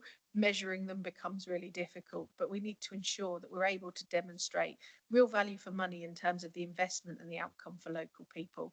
So that will be on a scheme by scheme basis, but it will align to the overarching outcomes that are set out in the national guidance. Thank you, Laura. Any further questions? Yes, I'm familiar with the national targets. What I was seeking to do is to identify what the local target is on the Isle of Wight. And what percentage of people do we believe spending this money will take out of crisis by the end of the time it is spent? 10%, 20%, 100 people, 20 people? If we can't measure that, I don't understand how we will measure our success. Having received the guidance on the 13th of January, that's part of the work we're undertaking at the moment. We need to be able to quantify success, and we're working towards identifying how that can be done. Thank you, Laura. Are there any further questions on this agenda item? Then the recommendation committee is that the committee approve the proposed delivery model of the Crisis Resilience Fund and outline delivery plan with distribution managed in accordance with the process outlined in Appendix 1 to this report, and that the committee delegate authority to the Strategic Director of Adult Social Care and Housing to deliver the grant in line with DWP grant conditions, including adjustment or reallocation of underspends to recipients that meet the criteria to enable rapid and responsive delivery against local need and adapt as necessary. I'll propose from the chair. I look for a seconder. Thank you, Councillor Lilly. All those in favour? That's unanimous. Thank you, Laura. Chair, if I may, in no way seeking to go beyond or behind the recommendation, I'd like to extend an offer to the committee. Whilst the committee have chosen to delegate authority to me in relation to delivery of the grant, prior to going live on the 1st of April, I'd very much like to ensure that all Isle of Wight Council members are kept up to date in terms of what the CRF will look like moving forward. I'm very conscious that there is an election looming. perhaps not as conscious as you are, members of the committee, and that we will be in a pre-election period. So the information, I would suggest, comes by way of an all-member briefing to which all members are invited, so that we can update you in terms of what I'm proposing to sign off prior to signing it off. Thank you, Laura. We have agreement with that. Councillor Jarman. I'm in agreement with it, and I would ask the targets, once they are set, are included in that data, so we know what will be measured by. Thank you. Okay.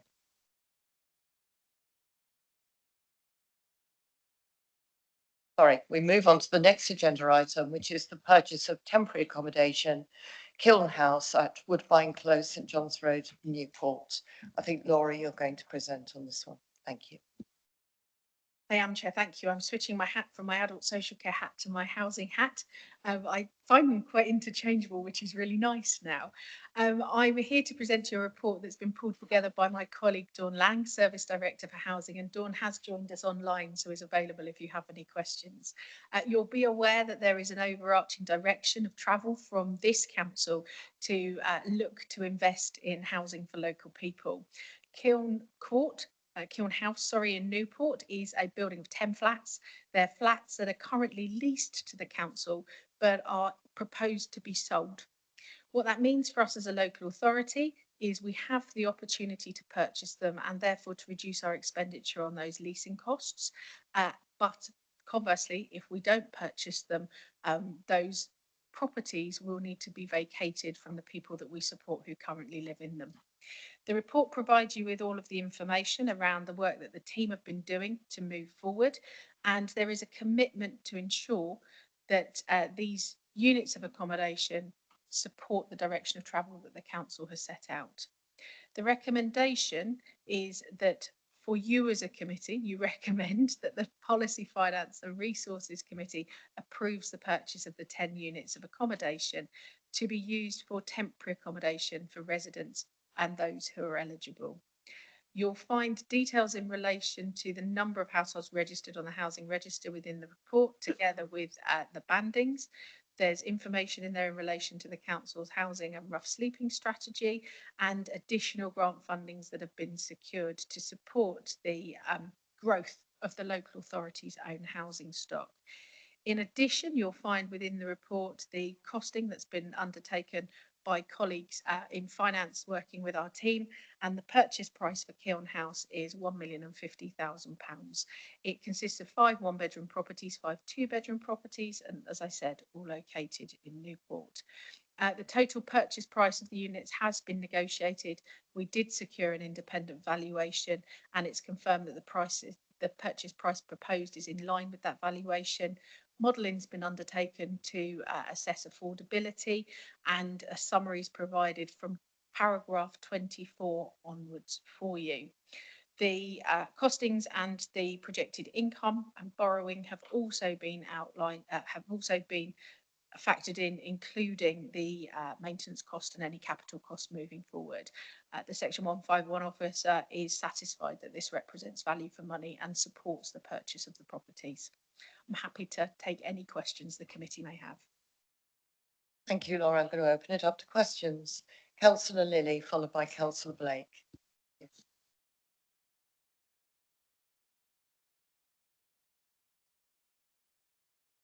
I was going to go straight to actually proposing, because it's a no-brainer. We need it. We've got the full report. Importantly, the Section 151 officer has agreed it. I propose it, and I ask for a seconder. Before you do that, I would like to let Councillor Blake, you did indicate that you wanted to comment. So if you want to comment, and then we will move to the vote. Thank you. Thank you, Chair. I'm fully supportive of Councillor Lee's motion. I just have a question around some of the information in the report. It's something that it's point 8 in page 94, refers to rough sleeping over the last 5 years. Is this data set came to Community Safety Partnership, I want to say about 6 months ago or so, and I queried it then. In it has obviously a number of rough sleepers in the last 3 years, wonder how is that number calculated? It wasn't really clear from the Community Safety Partnership whether, because certainly I can name more than those in my ward. And you know, how, also that's assuming that there was only 8 people during that year or so, or that where our numbers fluctuate with seasonality, with a whole host of measures. So I just wondered how that number is actually calculated. Laura. The rough sleeper count is a single count on a single night. It's always reported in that way. What it doesn't include is the information that perhaps we see over a course of time. And unfortunately, that's the way the data is captured. Dawn and the team locally are looking at what we can do to capture alternative data that perhaps would show the trends that you've identified. But the rough sleeper count is a single count on a single night. If I may, you agree. So do you scour every square inch of the island on a given night? Councillor Begg, I don't. Dawn is online and I'm sure she'd be delighted to provide more information as to how that works. Would it be helpful? Dawn can come in now if you wish, but it might be helpful to give an update. Dawn, are you happy to come in online? I'm perfectly Yeah, can you hear me? Yes, we can hear you, Dawn. Hi. Yeah, we as Laura said, it is the update on a particular night in the month. We do have other data that we are collecting to look at the wider position in relation to rough sleepers. We don't scour the whole of the island, but we do have an outreach team who go out and look in known locations to identify and count. It's done. It's a common approach that's done across all local authorities. We're consistent in the way we approach things. Thank you, Dawn. I am going to move. We have the recommendation that's been read out, and it's proposed by Councillor Lilly and seconded by Councillor Jarman. All those in favour of the recommendation? Thank you. Right, we will move to the next agenda item, which is the Public Health Nursing Service. Who's going to take that one? Hello, Chair. I'm going to introduce this paper on behalf of Kate Harvey, who's online, if that's okay. Thank you, Nicola. Go ahead. Thank you very much. Thank you. So, Chair and members, I'm really happy to present the committee report, which you've received on the Public Health Nursing Service. Achieving a good start in life is one of the most important public health responsibilities that we have. And the 0 to 19 Public Health Nursing Service is absolutely central to that. This service, which includes both health visiting and school nursing, delivers the core elements of the Healthy Child programme, and it fulfils key statutory duties for the council. The paper that you have today sets out next steps rather than bringing a decision. And our intention is to keep this introduction quite brief and to focus on the forward plan for this important service, which is commissioned through the public health grants. We have really clear national guidance and requirements for this service. And locally, it's essential that our plans fit together fully with children's services and commissioning. Children's Services will be bringing their aligned commissioning intentions to their committee next month, and we're bringing this update to you now ahead of that. I want to emphasise that this is a really high-performing service. The universal contacts are among the highest in the country, and we've seen improvements in outcomes such as breastfeeding rates and early identification of needs. Strong partnership working is already absolutely in place across public health, children's services, early help and the NHS, and families are experiencing the benefits of that joined up approach. So I've got 2 important points to highlight based on this paper. First is that this service does not operate in isolation, and we're deliberately taking a one council approach, working closely with NHS colleagues and partners to ensure that the future model remains integrated and seamless for families.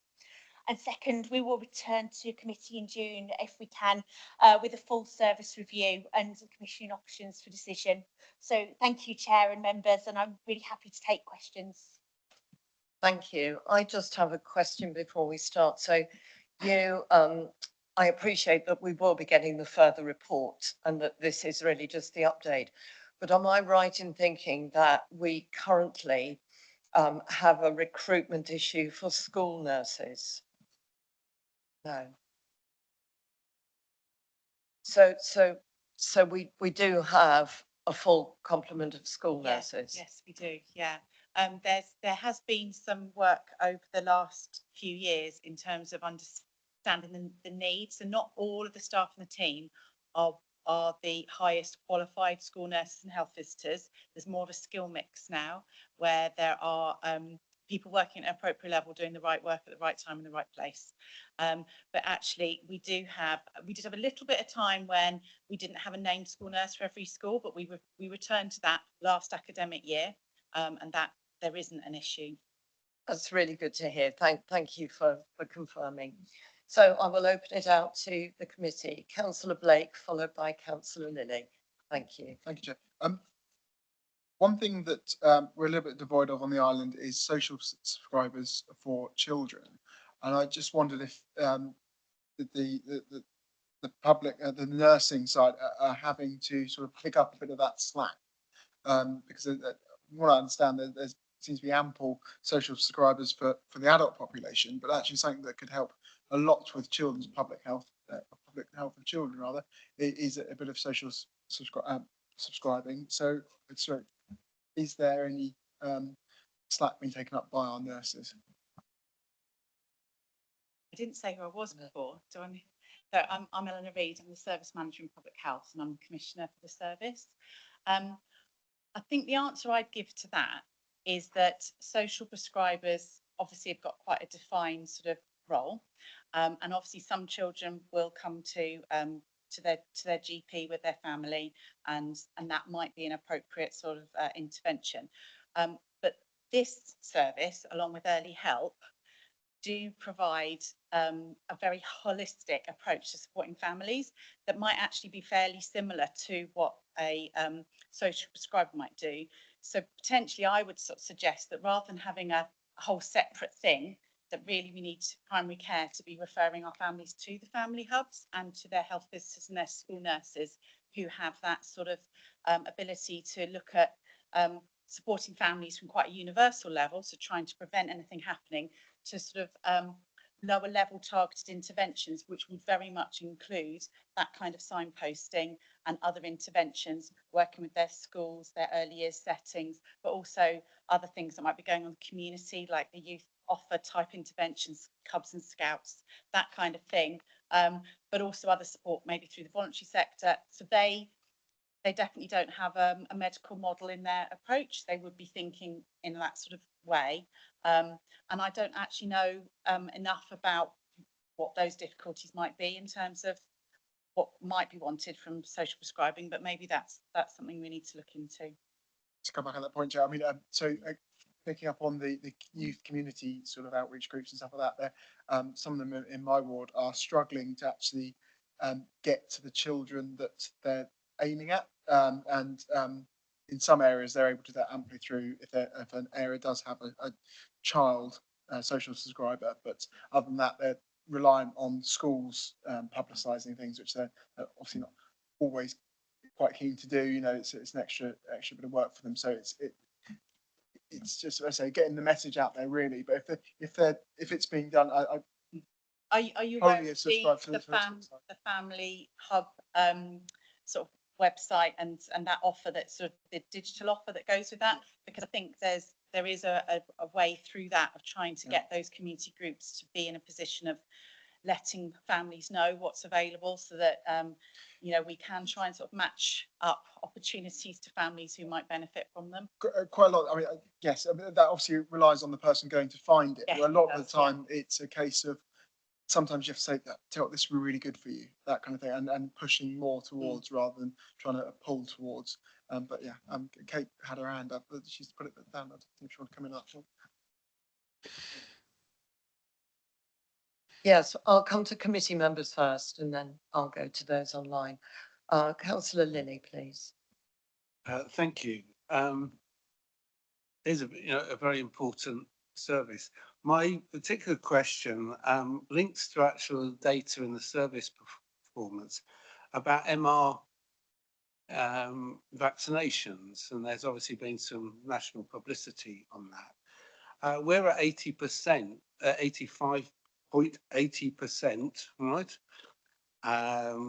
of measles vaccinations, which actually doesn't give you herd immunity. So does this service sort of educationally promote, because we obviously have families on the island that are anti-vaccination, and how do we tackle that? Because we haven't got a herd. And I do know certain schools, we've got a bit of measles are out there at the moment. Nicola, do you want to take that one? Thank you. Absolutely.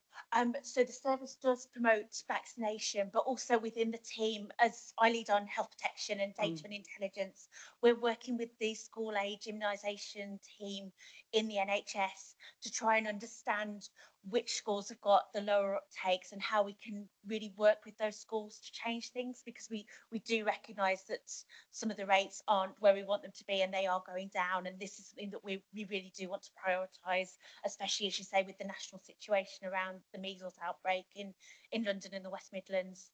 So that work is absolutely already in train, and we'd be happy to give you more information about it. Thank you. Any further questions? Just wanted to say that we need to get to the herd, rates, immune rates, and I think it's an issue we need to tackle because we've got outbreaks right across the UK. Thank you, Councillor. Nicola, do you want to come? Sorry, just a very quick follow-up. So it's our second health protection board next in May, and we've invited NHS England to come up to do a deep dive into screening and immunisations with us. Kate chairs that meeting, and we're going to talk in detail about what we can do across the island, across all of our immunisation and screening services, because we absolutely see it as the key priority for health protection on the island. Thank you, Nicola. I'm going to go to Councillor Spink now. Councillor Spink. Thank you, Chair. Thank you, Chair. My question actually relates to the previous agenda item, and I don't know if you'd allow me to ask it. Councillor Spink, sorry to interrupt you. Can I ask that you email that through, and we will make sure that you get a written response for that, if it's for the previous item. Okay, I don't mind, that's okay, of course. By way of explanation, I was simply not anticipating that there would be very little discussion. So I got my hand up, but I don't think you managed to see it in time. But apologies for that, Councillor. No. We'd be very happy to provide you with a written response. Okay, thank you. Thank you. Okay, so we are asked that the committee notes the one council approach and engage on my screens, just bear with me, an engagement being undertaken in preparation for service recommissioning, and that as we've heard, the committee receives a further report on the 0 to 19 public health service recommissioning in June 2026, and I note that is actually on our work plan. So thank you for that. So we move on to our final agenda item before the work plan, which is service performance and improvement Q3. I think who's Laura? You're going to take that. Over to you, Laura. Thank you, Chair. I can certainly address the adult social care and housing elements. I know that Kate and Nicola are here. If there are any questions in relation to the public health elements, I fear I wouldn't do them justice. So I shall keep my nose out of those areas. The report you have before you is the Q3 update in relation to performance across adult social care, public health and housing needs. The committee is asked to note the operational financial performance of the Adult Social Care and Housing Needs Directorate and the Public Health Directorate, and it sets out the same information that you've received for 2 previous quarters and will continue to receive moving forward. Information in relation to budget, to spend and to current performance is outlined within the report. I shall assume that members have had the opportunity to read it, and I'm happy to take any questions that you have in relation to the adult social care and public and public health. No, housing needs elements. Thank you, Laura. Councillor Mosdale. You'll be pleased to know I don't actually have a question. I've done this for 9 years now, and this will be my last meeting. So really, I think I need to use this opportunity to say that some really great things have happened in the last 9 years, across public health and across all of your roles that you've undertaken, Laura.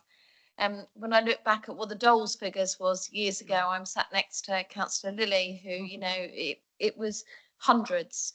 You know, I know that we are really cash-tied council, but please take this from me. None of this is down to you guys.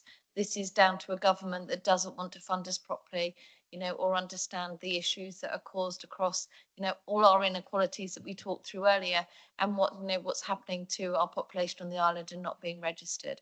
So for me, in the last 9 years, I've seen you doing some tremendous things across the whole of this system, and I personally would like to say thank you. No question. Laura, I'll allow you to respond. Come in. I wonder if Councillor Mosdale, I may take the opportunity to pick up on the bone you threw out there about deprivation of liberty and the Doles data. I am particularly proud of the Doles team for the work that they've done. And to give you some idea of context, we receive between 80 and 90 Doles referrals a month. To have only 126 outstanding is outstanding. The 80 to 90 we receive a month appear in this report as 126 outstanding in total. And of the difference, those have not been outstanding for more than 1 month. So we're in a very unique position now to be not only consuming our smoke, but making great headway in relation to that. I'd love to bring a report to you that shows that I only have 80 or 90 outstanding assessments. I fear that will never be possible for no other reason than the complexity of some of the Doles assessments mean they take longer than a standard month to be able to resolve. So the performance of the team has been exceptional over a number of years. I probably should also point out they've done that without any additional resource. We're not using agency staff to support that piece of work. Thank you, Laura. I saw Councillor Jarman just before Councillor Lilly. So I pipped you at the post this time. Councillor Jarman, please. Laura, question. The outturn from the year looks like about 8.7 million over budget. Are you able to provide this committee with your assurance that the budget which is going forward for the next financial year is deliverable according to the targets that it's got? I think it's very important that this committee has a role in this. I know that PFR will be discussing this in more detail tomorrow and full council next week, but I think this committee, specifically related to adult social care and housing, etc., very much within your remit, needs your assurance on that. I wish I could sit here, Councillor Jarman, and provide you with that assurance. I can't, and I'd be foolish to even try. What I can tell you is that the budget build is based on what we currently know, the trends we've experienced, and what we've done in terms of predicting future demand for adult social care. What we've seen over the last 2 years is unexpected demand that has come completely of left field. I can't guarantee that we won't continue to see that, but what I can tell you is that the modelling we've done factors in an element of that left field additional activity. I simply cannot give you a positive response to that question, and for that I apologise.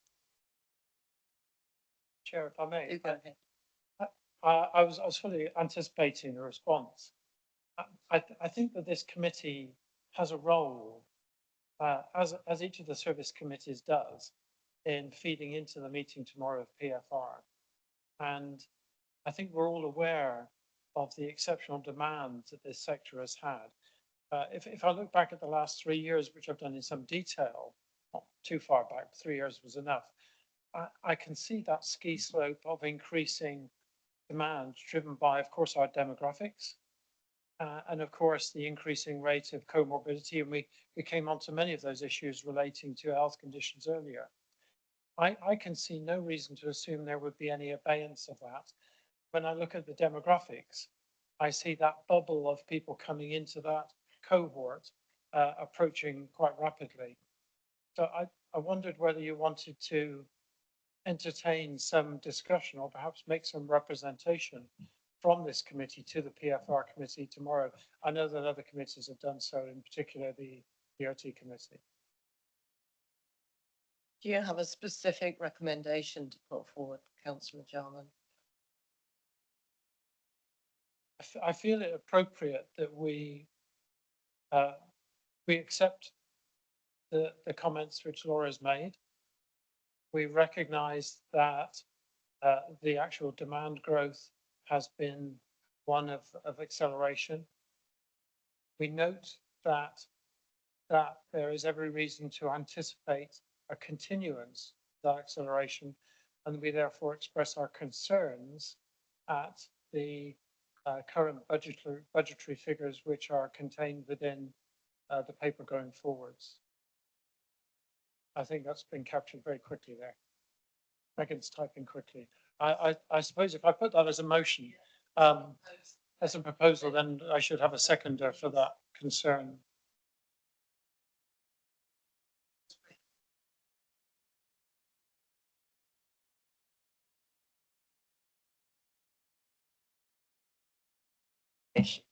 The item is still open, so all those in favour of the recommendation as put forward by Councillor Jarman? That's unanimous. Thank you. Councillor Lilly. The reason why I supported that was, I think, one of the things is I've been doing a little bit of a deep dive, which I've had some good answers. Thank you, Laura, to get my head around and up to date with the reality of our adult social care and housing department. And I think if you look at the figures of this in the NHS one, saying 2/3 of the island's registrants live with at least one long-term condition.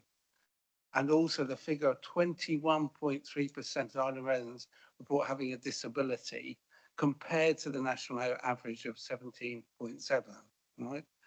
And 16.8 within the southeast. So we're right up there. And that explains, and if you look at your data, this figure of the people supported, 4093, sort of, and I've looked back at it, it's sort of generally going up. It's sort of like this. So actually you can explain this huge sort of line in Chris Ward's draft when he did the briefing on adult social care, along with the actual numbers, and particularly obviously people supported in care, right?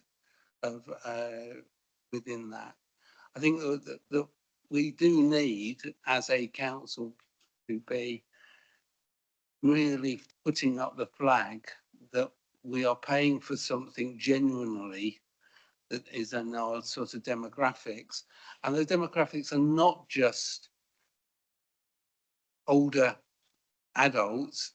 We have a high number of people of all ages with disabilities that are actually on the island, and we need to flag that up much stronger within that. So it's but I will say the thing of dolls, because I used to raise a lot of aggravation to my colleague here about dolls. Well done, and it's the fact that I think it was something like 700 or something, and 796, I think was the figure at the time. To get to this, 837. to get to this is pretty good. So well done. Yeah. Thank you, Councillor Lilly. Do our public health colleagues want to come in? We've had the adult social care and housing part, so I think it's only fair that we allow our public health colleagues Councillor Andre, very happy to take that briefly. Just to really introduce the paper and to note that we have included a breakdown of the public health grant as spent last year. To note that the public health grant is provided to local authorities by the Department of Health and Social Care as a ring-fenced grant with very clear conditions around its use. Really important as a one element of our wider preventative support on the island. Performance indicators we talked through at the last meeting, noting that actually we'll be going through refresh over the coming year so that we can pick up some service-based indicators as well, which I think will allow the committee a greater line of sight of some of the public health activities and services on the island. So one current introduction and one forward-looking to give the committee some assurance for the future too. Thank you, Kate. Councillor Jarman.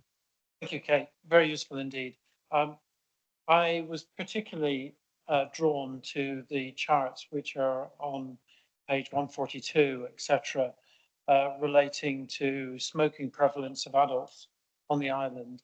One of the issues, of course, that people will be familiar with in public health has been the 3 recent announcements from the NHS in their researches of from Hull of the air leak syndrome detection for vaping, particularly people, younger people with lung development.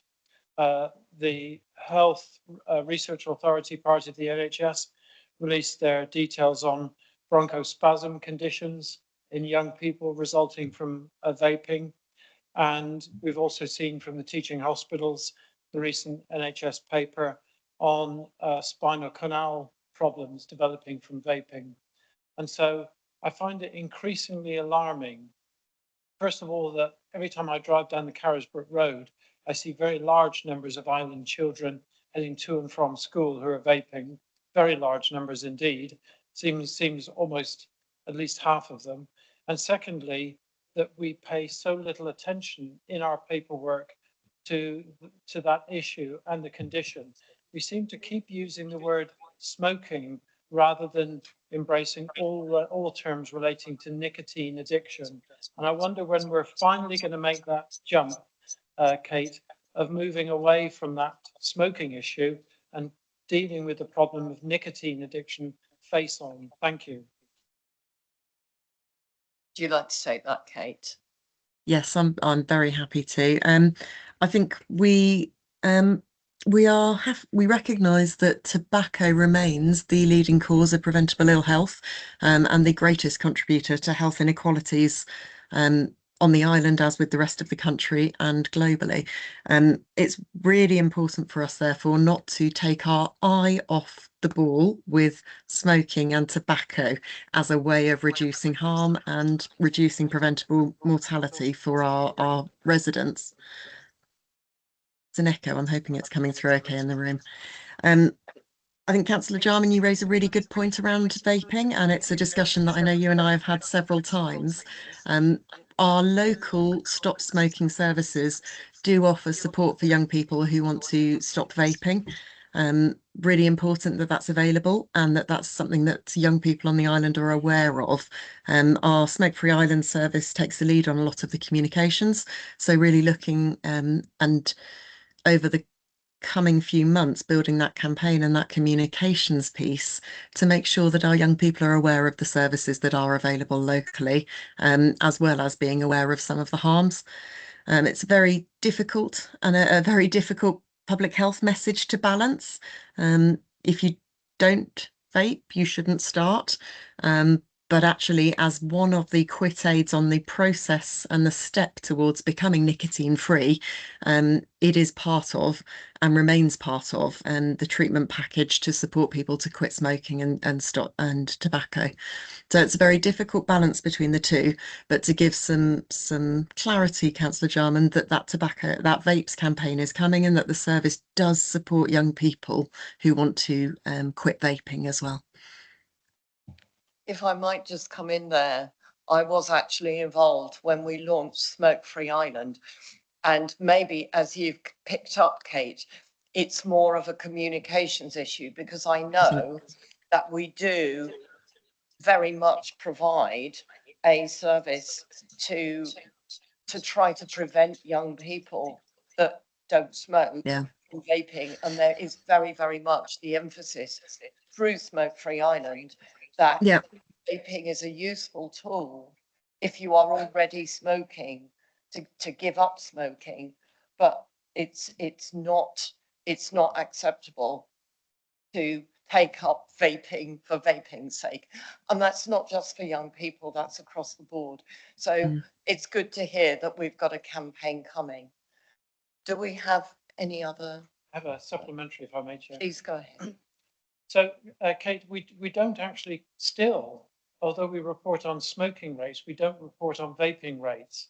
And I think it's essential that we start doing that, and with particular emphasis on young people, because that's where I see the biggest impact can be made and the biggest problem is developing. So could I plead with you to now start including in all the charts vaping rates on the island, particularly if we can, broken down by age profile. That would be very helpful indeed.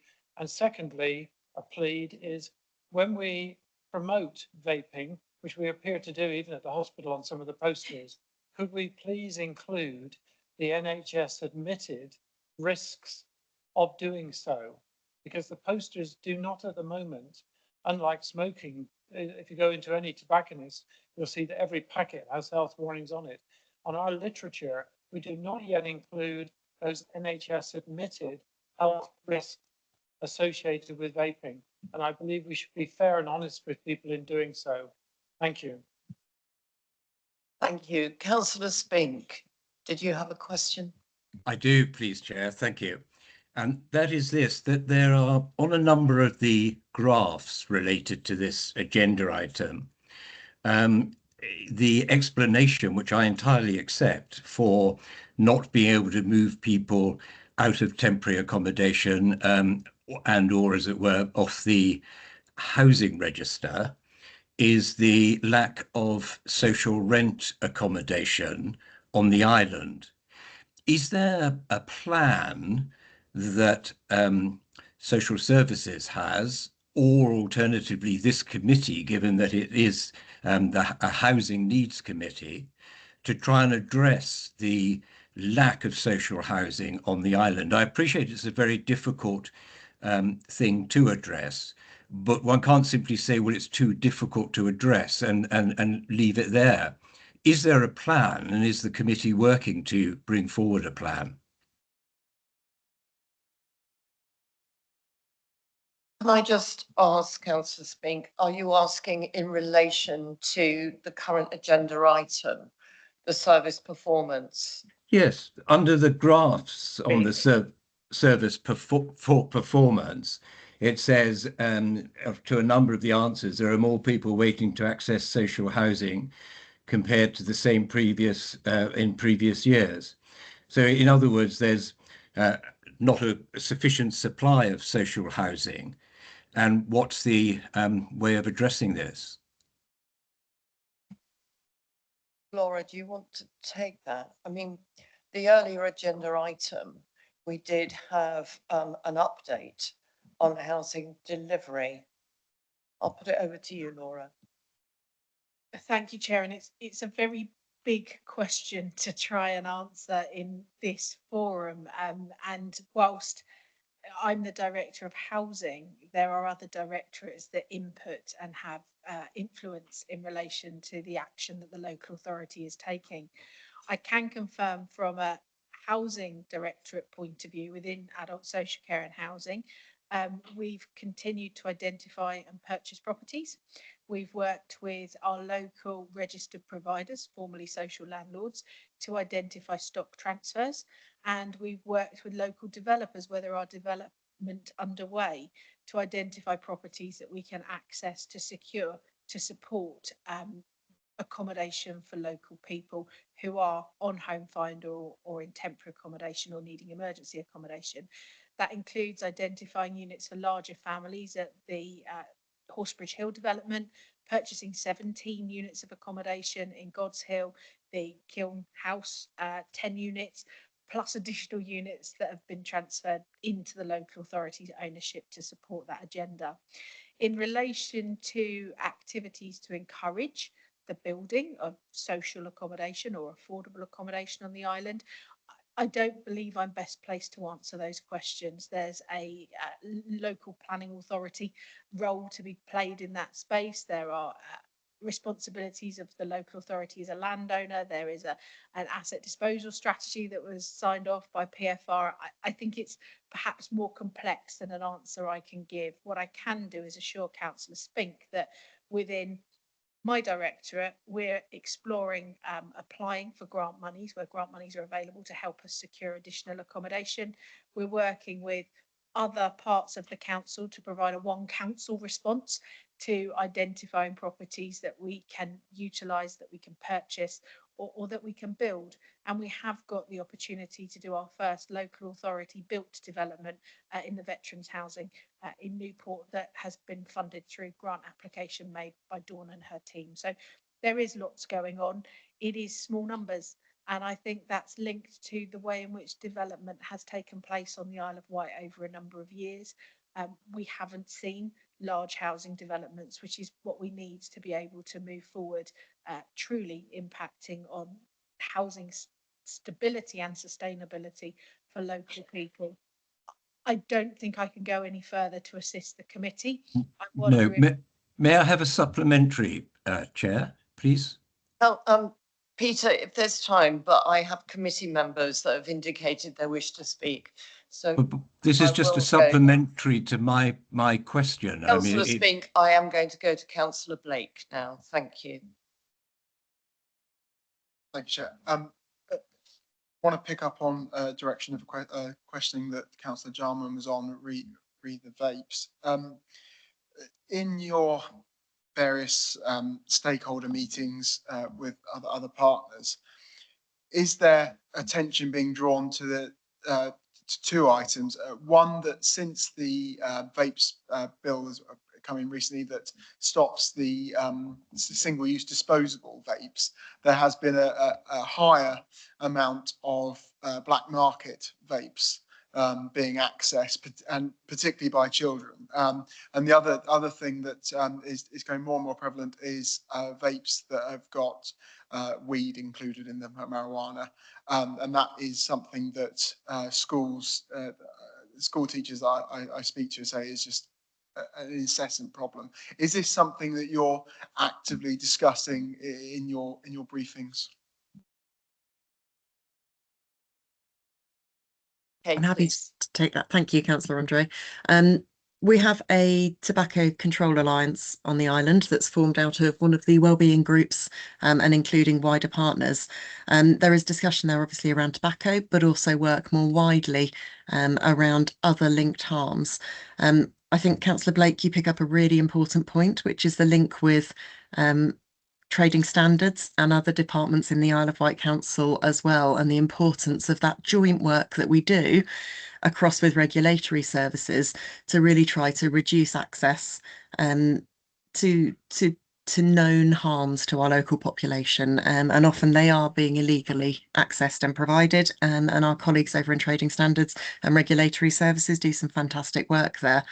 In the partnership discussions, the other link I think I'd like to just draw attention to, and Nicola may want to add to this, is around the link with our drug and alcohol harm reduction work on the island as well. So obviously, I think you talked about vapes that may have marijuana in them. I know that studies, national studies and international studies, have actually found other drugs as well in some of the vape products that can be purchased illegally by young people. I wonder if this may be a really useful agenda item for us to think about later on the work plan over the coming year, for us to actually have some focused discussion at committee around the strategy and the plan in relation to both tobacco related harm, but also vapes. It would be good to be able to bring together some of the work that's done with schools, but also think about school-based surveys and some of what data we do have in terms of estimates of vape use on the island, but also some of the engagement work. I know we can draw from partners elsewhere in the country who've done some really interesting work with young researchers to really understand young people's perception of vapes, as well as the prevalence, because of course we don't have the quality data for vape use that we do have for tobacco use at the moment. Thank you, Kate.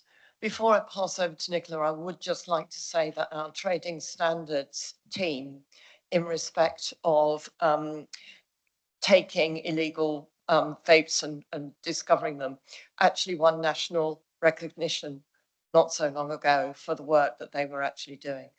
Nicola, did you want to come in there? I don't have much more to say on top of what Kate said, but in terms of the inclusion service and their link to their mainland intelligence and the information that they get from across the country, it's something that they're really interested in and really keen to work with local Isle of Wight kind of clients and service users. So it's absolutely something that inclusion are aware of and looking to make sure they stay up to date with. Thank you. Councillor Blake. Well, Chair, just to say if we can take up Kate's offer of putting that onto the work plan, it'd be most proficient. I think I mean, for me, this is a situation that I think down the line we'll look at akin to something like asbestos or something like that, you know, in terms of people claiming that, oh, it's safe or safer than smoking, but you know, I think the more and more realization is that it really isn't, and that the amount of people these days that have gone straight to vaping rather than smoking first is probably now dwarfs the people that did it the way around. So it's something that's spiraling out of control if we don't get on top of it. Did you say it would be useful? Well, we need, not just useful, we need to have that data. Definitely. I mean, the more access to data, the more we can be assured of where we're going. And I think it'd be brilliant to bring the schools in through a consultation, or maybe even a schools forum of such, to say like, how can we tackle, what tools would you like to stop the children having access to this, or at least bringing them into the school environment, which is something I know they're struggling with. That's also a piece where our school nurses can very much be part of that work. Councillor Lilly. Yes, so it's a question for Kate, right? My first question is, obviously a lot of the public health grant is ring fenced, and you obviously got on the performance those specific things, but I'm under the assumption, might be wrong, the perception that I think is it 10% of the public sector grant, or a percentage, can be targeted to particular needs of a particular area as opposed to the national ones. Is that correct? Kate, please. Yeah, the entire public health grant is ring-fenced, Councillor Lilly, and comes with conditions around its use. Included within those conditions are a number of mandated services and prescribed programmes that must be purchased and provided for local residents on the island. So we've talked about 0 to 19 services, and the 0 to 5 element is one of our prescribed programmes. We also have various additional conditions in relation to particularly our drug and alcohol services that are funded from within that grant. There is, around those prescribed and mandated functions, there is the opportunity for us to use some of the grant towards local priorities, and that's very much how we allocate and align the spend within the public health grant. It's really important that we draw on our public health outcomes data, and we have really strong data through our JSNA, Joint Strategic Needs Assessment, but also through some of the national tools and platforms that can give us some of those priorities for our local residents. So the point of clarification, I think, Councillor Lilly, is that the entirety of the grant is ring-fenced. And within that, there are some prescribed functions and some additional conditions on the use of the spend. Thank you, Kate. Do you have a supplementary, Michael? The supplementary is, it's what not is obligatory the to have a priorities? supplementary. What is the priorities for the next 12 months, which are particularly local? So, Councillor Lilly, public health outcomes take a long time to change and influence. So our priorities on the island remain fairly consistent and constant in terms of reducing health inequalities and improving those outcomes that sit within the public health outcomes framework and the local government outcomes framework that's just been released. They're outlined in the Joint Strategic Needs Assessment, and I'm very happy to share the summary from our Joint Strategic Needs Assessment, if that's helpful. They're also, I think, for us on the island, outlined in our health and wellbeing strategy. And it's a really timely question to be asking because, of course, we're heading into a refresh of our health and wellbeing strategy on the island. And that's a partnership piece and a system piece really aligned with our local population needs. So in terms of the priorities for the island, I think we have those, and I'm very happy to share those as a written update after the meetings to point you towards those documents. In terms of priorities within the public health grants, absolutely aligning with the grant conditions, supporting safe and high quality services that we commission. And I think the 0 to 19 discussion is one that we'll come back to again in June as a really good example of that. And our continued focus on reducing inequalities and that equity piece. Thank you, Kate. Do we have any further questions?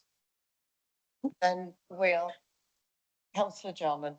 I just wanted to come back to the comment that Laura made earlier about the difficulty of working on social rent housing. And I think she put it very well, that it is an issue which, although it sits under the auspices of this committee, is not something that this committee, or indeed Laura or anyone here, has sole determination about. The need to resolve the problem on this island of delivering social rent housing seems to bounce around. It seems to bounce between, PFR, and sometimes it comes up at full council, it comes up here, comes up at planning, but it doesn't seem to have a home. But I believe the place that it should have a home is this committee. So, and I think the only way to resolve it is to find a way of having a working group that brings those facets together rather than kicking the ball between each other. So I think it would be a very good idea if under this committee, and I know we only have a few months to do it, but it doesn't mean it has to finish within the time of the next election, is that we try and establish a working group that would bring together all of those facets that Laura said were dependent on finding a solution, and that working group would sit under this committee to try and find a way of, if you like, resolving those different facets. So I see Laura nodding enthusiastically at this stage, which is very good. Thank you. Thank you, Councillor Jarman. Laura. Chair, although not directly sitting under this committee as a subcommittee, I can confirm that there is now an officer group that exists, which is entitled Property and Housing Project Board. The purpose of that board is to bring together all of the officers who have a role to play in delivering the council's objectives in relation to increasing social housing on the Isle of Wight, to ensure that those projects are fully aligned as we take them forward. The paper that's come today to committee around Kiln House was a paper that went through that project board to ensure that it was fully joined up with all of the information that the committees need to be able to make an informed decision. And I'm grateful to Councillor Lilly for his observation that the paper was comprehensive. It certainly is the way in which we're looking to progress matters such as these as we move forward. Chair, can I therefore suggest that we also add to the future agenda an item which brings that working group from the officers at the moment into this committee, and that we have a chance as this committee, as members, to input into that work. I think that would be essential. Thank you. Can I just check with you, Laura? Would that not come forward as part of, we would get the relevant officers when the housing strategy comes, the homeless and housing strategy comes through? I am mindful of officer availability, and I wouldn't want to put any extra pressure on officers, so I wouldn't be willing to put that forward, I'm afraid, as a proposal. But it's reassuring to know that there is that board and that work going on. Sorry, can I just remind everybody that how the committee system works, that we can't ask a group of officers to come and it has to be a written report that could be noted or a decision to be made. This does not have a scrutiny function unless it is to about health partners. That's the only position that this committee could It's do a that. health scrutiny Yeah, it would item, have to come as a not report, on any not other officers coming and directorate. discussing, Thank you, yeah. councillor Lostow. Councillor Blake. In a public meeting, correct, but obviously we could do something informally. Laura. I would make two suggestions, if I may. My first is to arrange an informal briefing post-election for the committee around that group and what it does and its functions, sharing the terms of reference, sharing with you the current work programmes, and making sure that that aligns with the strategic direction that's set by councillors. And secondly, I wonder if as a committee you would like to receive a report from that officer group on a regular basis, outlining where they are with any specific programmes of work or projects.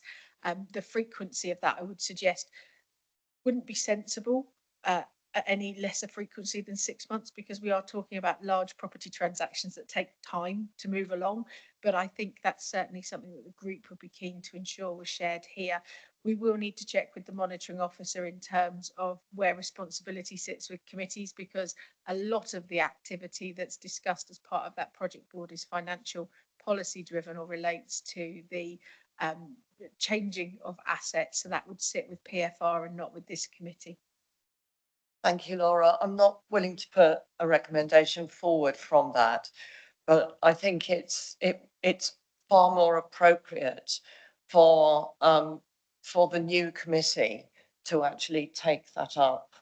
I don't think it's something with officer capacity at the moment, but I think the recommendation, I wouldn't want to put things onto the new committee. So can I suggest, Laura, that that's put forward once the new committee come forward? I think that would be a really good recommendation to make, but not to be put forward at this time. Thank you. So we are asked that the committee notes the operational and financial performance of the Adult Social Care and Housing Needs Directorate and the Public Health Directorate. So I will now move on finally to the committee work plan. So are there any, so we have an additional item that's been proposed to put forward onto the work plan for a report to come forward on the approach to tobacco, giving up smoking and vapes. Kate, you want to come in, please come in. Councillor Andre, would it be appropriate to parallel the approach that we've just discussed in relation to housing and social housing, and perhaps bring forward a briefing for committee members in the first instance, and then agree with the committee whether there is a decision to be made to bring forward to a formal agenda item? That sounds like a sensible approach. Thank you. If that could be sent to all committee members. Do any committee members have any further items that they wish to add to the work plan? Bearing in mind that it will not be the committee as it stands that actually deals with this work plan. Well, in that case, at 19:31, I will close the meeting. Thank you very much, everyone, for attending, and thank you to all those online as well. Thank you.